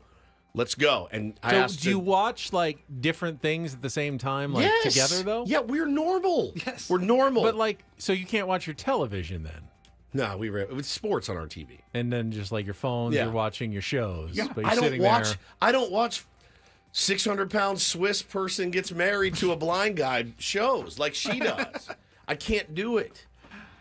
I think you just combined 4 reality shows into one right there. Hey, Rudy, Rudy, talk baseball, not dinner, sports show. Rudy, if you don't get it, 6 years of this, 6 years, it's not going to change. Go somewhere else. And then you'll come back when you realize we're going to talk sports again real soon. Everybody just settle down. 6 years. And then Hacks also won a bunch of awards. Hacks is a last great night. show. Very good show. Just real quick on the Emmys. I needed to get that I got out, funny or I got weird. What would you like? The one we talked about this morning. So I don't get this at all. So, watching last night at the Emmys, they do the In Memoriam segment. Every award show has it. People that we have lost over the last year. Shout out to their family. Shout out to their Shout out families. to their It's family. their version. There was one omission, everybody said, Matthew Perry. But no. He was actually honored on the last Emmys. But it was awkward because they had Jelly Roll out there for the In Memoriam segment. Funny to say his name. The just- name it's a good alone point, makes yeah. me laugh. Yeah. All right, now presenting for the people that we have lost, Jelly Roll. And he sang a song while they're showing all the photos on the slideshow. But the song it's a good song. It's I'm Not Okay, I think is the name Yeah, of it. it's extremely sad. I It's listened very to it sad. last week. It's a good song, but it's about like mental health and depression and like suicidal thoughts. And I'm watching that I go, I Right. don't know that this is the right tone at all for In Memoriam. They're dead. They're not sad. I'm not Well, maybe the people who are okay. left are sad, and you're singing about them. Did you think about that? I guess. And then there was a funny moment yesterday. John Oliver won an award for his late night show, and he was getting played off. He's talking too long, but listen to this. Thanks to everyone at HBO, Nina and Casey in particular. I also want to thank, it's going to be very silly, our dog. We had the most fantastic dog, and she was at our wedding, and she got us through a pandemic. She was with us for the 2 pregnancies. The music. And perfect choice of music. We had to say goodbye to her. And He says, F you. it is. I feel like Sarah McLachlan right now. Who is Sarah McLachlan? She was an amazing dog, and everyone's so uncomfortable. I would guess I want to. This isn't just for her. This is for all dogs. All dogs. You're all very good girls. You're very good boys. You all deserve a treat. Play me off now. Incredible. Oh, gosh. And then they should have had Jelly Roll play the music off. Jelly Roll. I'm not okay. And then I want to just do the last story here in our next segment. We got a short segment because Woodsy, what the hell happened with Jane's addiction over the weekend? I've never quite seen. Did you guys see this? Anything like the video that I saw. Did you see the fight, man? From Friday night. No. They had a concert on Friday night that led to a fist fight on stage. Yeah, Perry Farrell went after. I mean, they've been one of my favorite bands. They were one of the most ingenious, innovative bands back in the 80s and 90s, and early 90s is where they kind of made their scene. But huge band. They just played Petco Park on this exact same tour. And Perry has had a long time. He punches him, right? Yeah, he's had a long time struggle with substances, and so is Dave, for that matter, Dave Navarro. And Perry was singing and he was yelling and he's going yeah at the end of the song, and then he goes right up to Dave Navarro, his guitar player, longtime guitar player, and goes F you. And Dave's standing there going, now I'll tell you this, man, I watched this video 50 times. The look in Dave's face isn't the look of anger. It's the look of sympathy and concern. Yeah. Because he's watching his frontman melt down again on stage. And lights go down, they put the guitars down. He takes a punch at him, and Dave's just standing there like, what just happened? We just did this in the middle of our set in front of an audience. This is embarrassing. I think the thing that bummed me out, so they've canceled the rest of the tour. And they put out a statement, did not lay blame, but it said, essentially, Perry is experiencing mental health issues. They're saying he hope he finds the help that he needs. And I'm so happy to see this morning, because I'll tell you, after the show, I was pretty bummed to see Perry's wife kind of go on and defend Perry. And she's like basically enabling him the whole time and saying, guys, the guitar has been way louder than the vocals, and this has been an ongoing thing. And Perry's it's just boiled over because Perry feels like he's not being heard on stage. And it's like, lady, we all know Perry Farrell. We've all known Perry Farrell and what he's gone through for 30 years now. It's sad to see you keep enabling him, and he keeps making these mistakes. And you're like, no, it's okay. The monitors were too loud. It really bummed me out. So this morning to hear the update, I'm very, very pleased to see, and hopefully Perry gets the help he needs. But I just don't think they need to be a band anymore. I just don't think it's tenable with this situation, man. That doesn't even make sense. I know.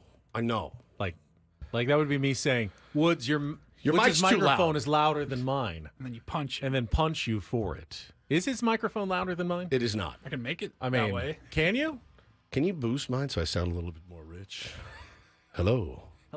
Yeah, that. Now we're talking. Now this is what the show. Can anyone hear me? This is what the show should sound like. Hello. This is what it sound like.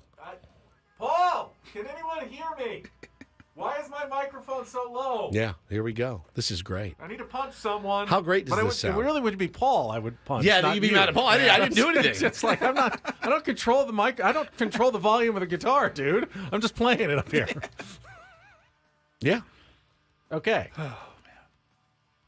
All right, Rudy, back to sports in our next segment, just briefly. We got Blummer coming up at the bottom of the hour. I do want to discuss the one team in Major League Baseball that is in the torture chamber right now, right this second, when it comes to pitching injuries.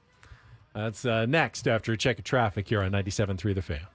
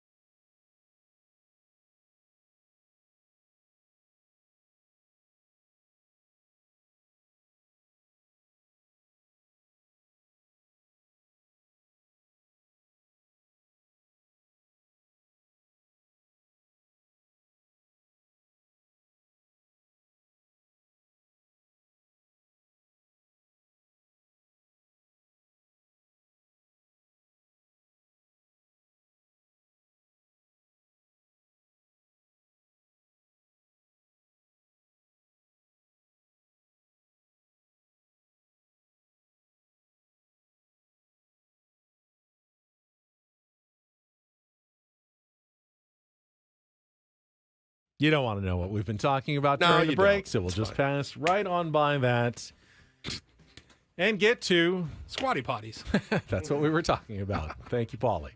The Los Angeles Dodgers pitching rotation, which took another huge hit over the weekend when it was determined, and you probably talked about this a little on Friday. Tyler Glasnow not going to be likely returning this season. No, and I don't. This is not meant to come off being a jerk, and I really don't mean it to be a jerk.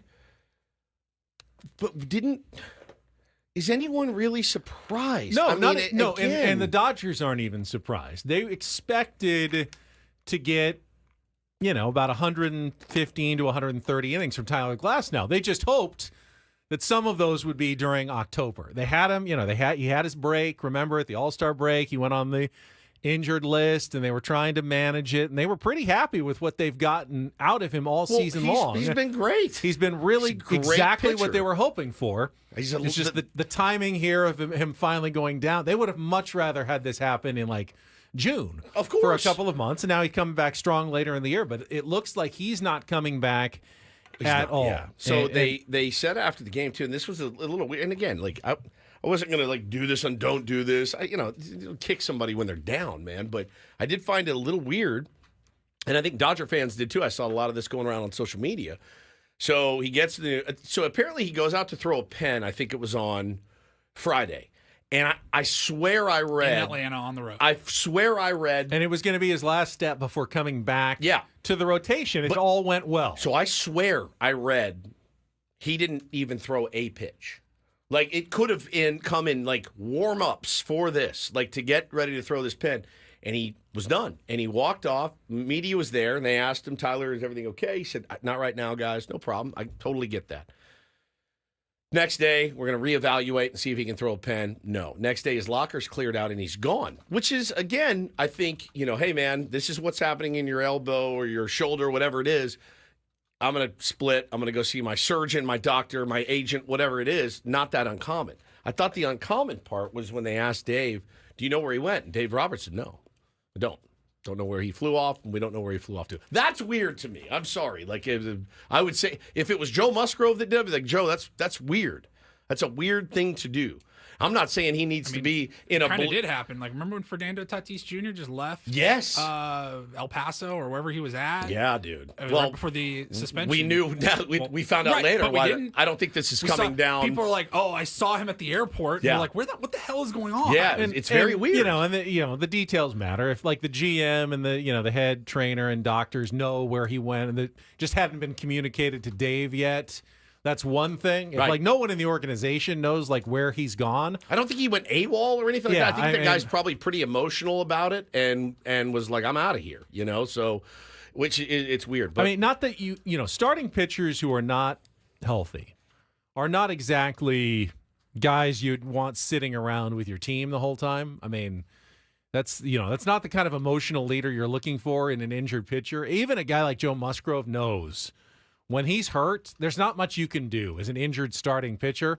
You can offer some emotional support, but you're in a bad place. When you're an injured pitcher, you can be a drag on a clubhouse in a locker room. It's kind of a sad thing seeing an injured pitcher sitting there in the corner. Well, that is, Ben, waiting to come back. The flip side to that coin, though, is the flip side to that coin is you've got guys like Bobby Miller who, look, if everything goes the way the Dodgers are expecting it to, and that's to win a playoff series and go to the next round, you're telling me, and he may very well be back by then. This could be all much ado about nothing, but Tyler Glasnow's expertise in preparing and getting ready for a playoff start, I don't know. I found it to be a weird story. And it wasn't just me. This isn't me making a mountain out of molehill. I saw this from a lot of the fans on my feed this weekend going, holy smokes. But again, Tyler Glasnow doesn't owe anybody anything other than the LA Dodgers. They're the one that pay him, I think, $28 million a year. But if you were super surprised by this as a Dodger fan, I don't know how you could be. But ultimately, right now, their playoff rotation looks like Jack Flaherty, who got hit hard by the Braves over the weekend. Did he? Yeah. Did he? He did. I watched some of that game. I thought he settled in. I don't know. No, I mean he didn't. I mean he wasn't horrible. He was much better in his other starts.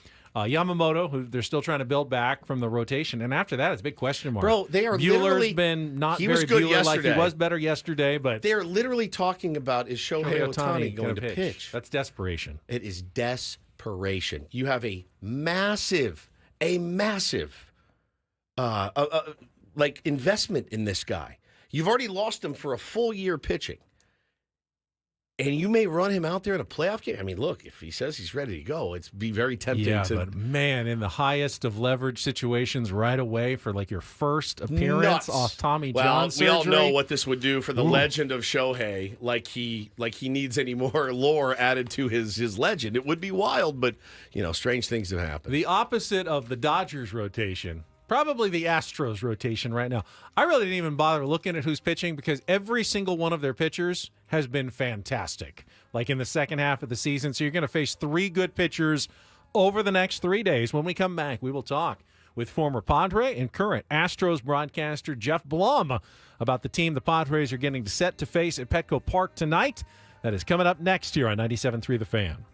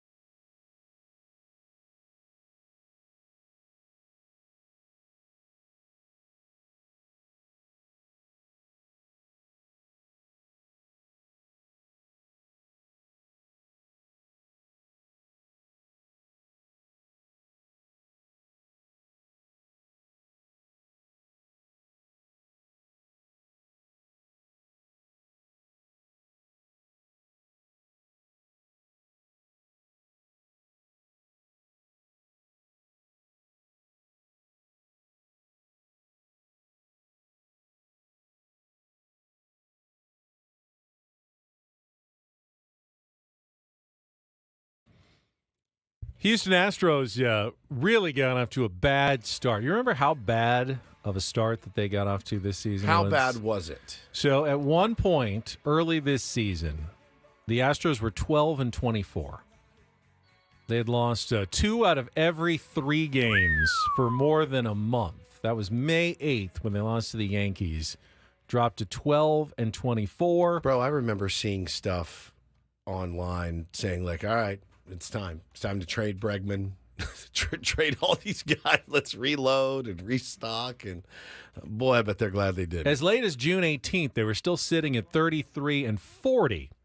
And then they ran off a long winning streak to get above 500 and pretty much have since then been one of the best teams in baseball. I'm dying to ask Geoff Blum, what turned this team around when they were down kind of in the depths in the bottom, like battling with the A's for last place in the AL West? Paulie's getting him online. He is going to join us right after a check of traffic here on 97.3 The Fan. From the 97.3 The Fan Traffic Center, here's Kelly Danick. Wrapping up with a few problems in the North County. Collision on the Miramar Way off-ramp northbound 15. Also, collision on the Rancho Bernardo Road on-ramp to southbound 15. And still clearing an accident on the coastline, southbound 5 before Loma Santa Fe. But now looks like a new crash. Same spot that has got the fast lane blocked. It looks like there might be a fuel spill thrown into that mix. South 5 near Loma Santa Fe.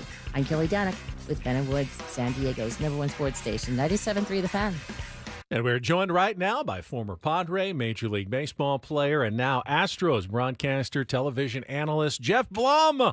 Blummer back with Ben & Woods here on 97.3 The Fan. Always great to have you on, Geoff. Yeah, I always appreciate the opportunity. It's good to be back in town and talking a little Padres Astros. Thanks for having me on. It's our pleasure, Blummer. Welcome back. And I'm telling you, man, we were just talking about the start of the season, and we kind of made a bet with each other in here. We said, listen, after last year's disappointment for the Padres, we're not going to start throwing out the it's early card. It's early card. The Astros, I think, were able to say it's early because they've got some skins on the wall, Blummer. And how did you feel, watching them every single night? Were you confident they were going to turn it around? And what led to that turnaround? No, I wasn't confident at all. It's kind of ironic how spoiled we've gotten over the last 7 years with how well this organization has played and how deep they've gotten into the playoffs consistently. So when you break out in, April and mid-May and realize that you're starting to fall apart a little bit, there's injuries, and then you get to that June 3rd moment when Kyle Tucker goes down, you just kind of said, you know what, the run was great. We'll wait and see what happens. But for whatever reason, they were able to patchwork together a rotation with a rookie in Spencer Arrighetti. They were able to get Reynel Blanco, to go out there and pitch like a frontline starter every day. And they've been able to keep those particular guys healthy. Now, they've been walking a razor-thin line as far as health is concerned with that rotation. But the turnaround really started with that starting rotation being able to shut guys down and just give enough time for that offense to figure out how to go out there and score runs to win. So it's been interesting, but early on, I was making some plans in October, man. Sorry, they've interrupted all your golf plans. Yeah, you're like, we have to put this on the back burner. They haven't clinched anything, but they got a 4.5 game lead, I believe, over the Mariners. They're also still like 4.5 back or 5.5 back of the Guardians for the second seed. So you're not locked in, but what's kind of the mentality here for these last 2 weeks? Just trying to kind of ramp up into playoff form?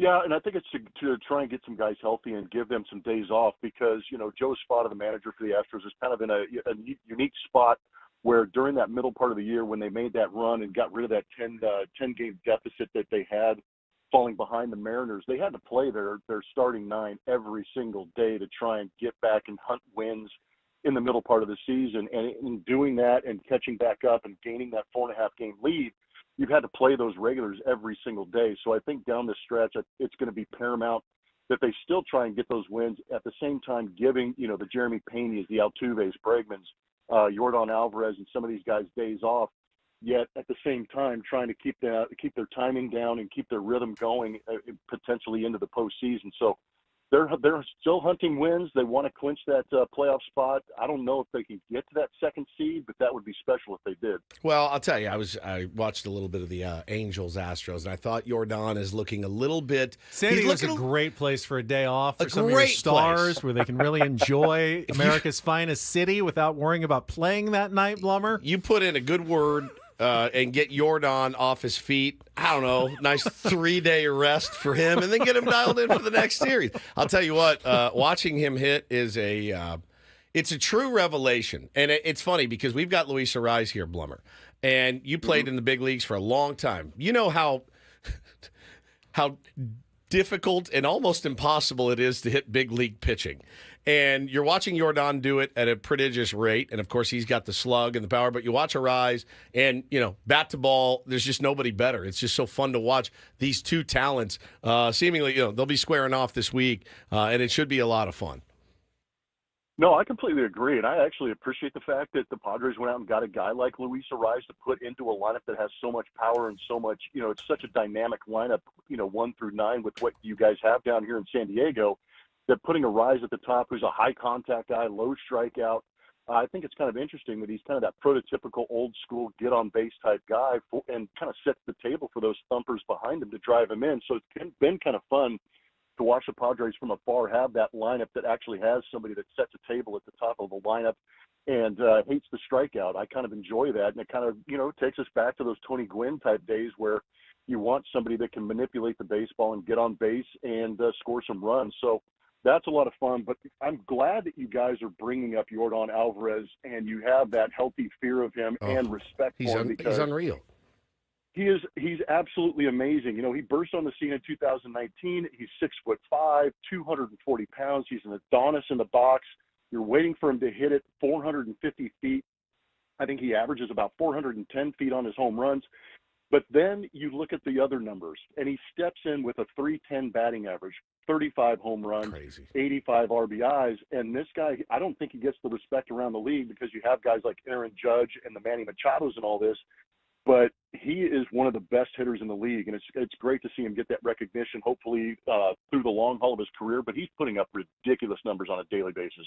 Blummer, since Woods brought up Luis Arraez, I want to get the perspective of a guy who was a good contact hitter. I mean, you never struck out 100 times even once in your career. Let's see, like 2003, 449 plate appearances, only 50 strikeouts. Wow, man. But Luis Arraez has struck out twice since the All-Star break, and not in more than a month. He's got 140 times. And by the way, he's facing 97, 99 relievers who are throwing 100 every night. I mean, what does that say to you as a former big leaguer that there's a guy who can even do that nowadays? Yeah, no, I have the utmost respect for hitters that are going out nowadays trying to face guys that are throwing 97. Everything is overwhelmingly powerful. Guys are trying to spin the hell out of the baseball. Sometimes the command isn't even there because they're trying to throw so hard. So I have the utmost respect for what these guys are trying to go out there and do. And the fact that in this day and age of swing and miss on both the pitching side and on the hitting side, that's where I'm fascinated by what Luis Arraez is able to do in not striking out. Because you are going to see on a daily basis, you could see anywhere from 92 to 102 miles an hour. And then you've got these guys with these devastating, RPMs of 3,000 that everybody talks about. But I know for the hitter, it's just more or less being able to pick the ball up out of the hand, recognizing tendencies. So there's a lot of things on the peripheral that I think that maybe we don't see Luis Arraez do because he's so good at bat-to-ball skills, that he's probably doing a ton of homework behind the scenes or developing, his own mental database against a lot of these pitchers, or he's watching the sequencing of what these guys are doing throughout the game so that when he gets up there, he's not, he's not overwhelmed or surprised by anything, and he can still put the ball in play. But it's amazing to me how long he sees the baseball because his swing is so compact. There's not a lot of movement, so his head is still, and that allows him to see the ball longer. So it's going to be a lot of fun to watch him hit in the series. We're talking to our pal, Geoff Blum. Blummer here on Ben and Woods this morning. I'm looking at the pitching matchups for this week. I mean, again, I think both teams looking at this as, all right, this is a potential. Now, the only time you run into each other again would be in a World Series, Blummer. So, which, again, is not out of the realm of possibility. It sounds weird for us to say here in San Diego. Not that weird for you guys, but Eric Getty is a rookie. And, look, you look at his peripheral numbers, you're like, well, okay, whatever. But he's a confident kid. high strikeout guy. Then you got Hunter Brown, who, I think he started slow. He's had a really nice year. And then you got Framber Valdez against Dylan Cease on Wednesday. This is about as good as it gets. No, I completely agree, and you love it when you're late in the season, you've got two contending teams going at it, and then you add in the element, like you said, National League versus American League, and then you kind of have this potential to kind of try and sell, this is a potential World Series matchup, which, selfishly I would thoroughly enjoy because they're my two favorite cities in the nation. But at the same time, you want to have these matchups. You want to have these two great teams going at it and kind of duking it out with the best pitching that they do have. You don't want to have your 3, 4, 5s in the rotation. You want to have those 1, 2, 3s, and you're going to get a couple of those matchups. Spencer's kind of been a revelation this year and kind of forced into service with some of the injuries that the Astros have had. And he got off to a rough start, but he was the rookie pitcher of the month in August. He struck out 47 guys in 5 starts. He's a young pitcher who hunts the strikeout, which is kind of interesting and kind of makes him that modern-day pitcher. But if he's locating his fastball in the mid-90s and is actually able to land a couple of curveballs early in the game, he'll be in good shape because then he can work off that mix off the fastball. Hunter Brown is a guy that turned his season around when he just started to get angry and throw his fastball angrily. So he's been a lot of fun to watch, but I'm kind of looking forward to that getaway game, that third game of the series, because, we all saw Dylan Cease with the White Sox, and obviously that situation wasn't all that great, but now you put Dylan Cease on a contending team and you get to see maybe the real Dylan Cease, and he has been a lot of fun to watch, and I love the way the ball comes out of his hand. And then you have Framber Valdez, who's been the number one all season long for the Astros. He gets a lot of ground balls. He's tough to elevate, and that's going to be a great matchup on Wednesday. Well, Geoff, we're going to be down there pregame today, so hopefully we'll run into you in person, but it's always good to have you back in San Diego, at least for the next 3 days, and I really appreciate you joining us, giving us some perspective on the Astros. No, you guys are great, and I always appreciate the opportunity to come on the radio down here. Keep it up. Thanks, Blum. Appreciate you, man. Love Geoff Blum, Houston Astros television broadcaster and analyst and former major leaguer. Loved when he was on the Padres, and good stuff on the Houston Astros. With Espada, who was kind of the wait in the wings guy, and Schilt sort of like that for the Padres the last couple of years. Now both the manager getting their first full season, and going pretty well for both of them now. This is not a great after slower starts. Yeah, man. He's Blummer's awesome. I had no idea that he was that good of a contact hitter, man. I watched his whole career. It's just not something I thought about back then because you felt like a lot of guys were more contact hitters back then. Yeah, it was a different era, different for era, sure. Certainly. Not him facing now quite as much gas. Yeah, and that's what it makes what Luis Ariz is doing. Yep. So incredibly spectacular. So. We're planning on going down before the game. The last homestand of the year, Padres have. Get here so fast, man. It's crazy, dude. It's over. I blinked. Almost over. I blinked. So tonight's the Arise. It's the theme game bobblehead. Okay. And by the way, those are sold out according to the Padres. But Arise already getting his own bobblehead. Then tomorrow is the another theme game, Korean Heritage theme game, and then Wednesday is the Tatis Platinum Glove bobblehead for everybody. Which is now you can have 2 of them because he had another great catch over the weekend, right? It was a sliding catch. Oh, that was the one. That was last week, actually, in the loss. But that was the sliding catch was this weekend. Yeah, and he had a home run robbing catch last week, playing great defense again. Well, there was one in the studio that we could have shown you, but I took it home. We had 2. Good. I took one home, and my kids were very excited. And then it'll be the final 3 games of the homestand and schedule this season against the Chicago White Sox on Friday, Saturday, and Sunday. And then that's it. Nothing guaranteed in the postseason. Worst games of our lives right there. There it is. Fernando Tatis Platinum Glove. Yeah, man. It's Fernando Tatis Jr. Well, we're going down, too, for a special reason. I'm going to interview Michael King today because he's got a new foundation that he's launching.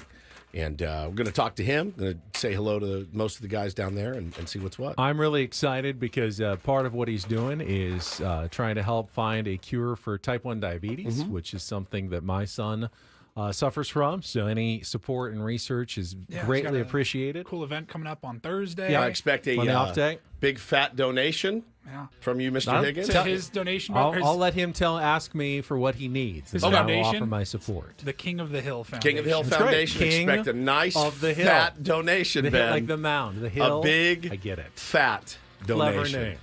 All right, good Monday show. We are back all together again. Annie and Elston are coming up next. We will talk to you tomorrow morning at 6 a.m. For Paul Reindl and Stephen Woods, I'm Ben Higgins. Have a great rest of your Monday from all of us here at 97.3 The Fan. So long, everybody.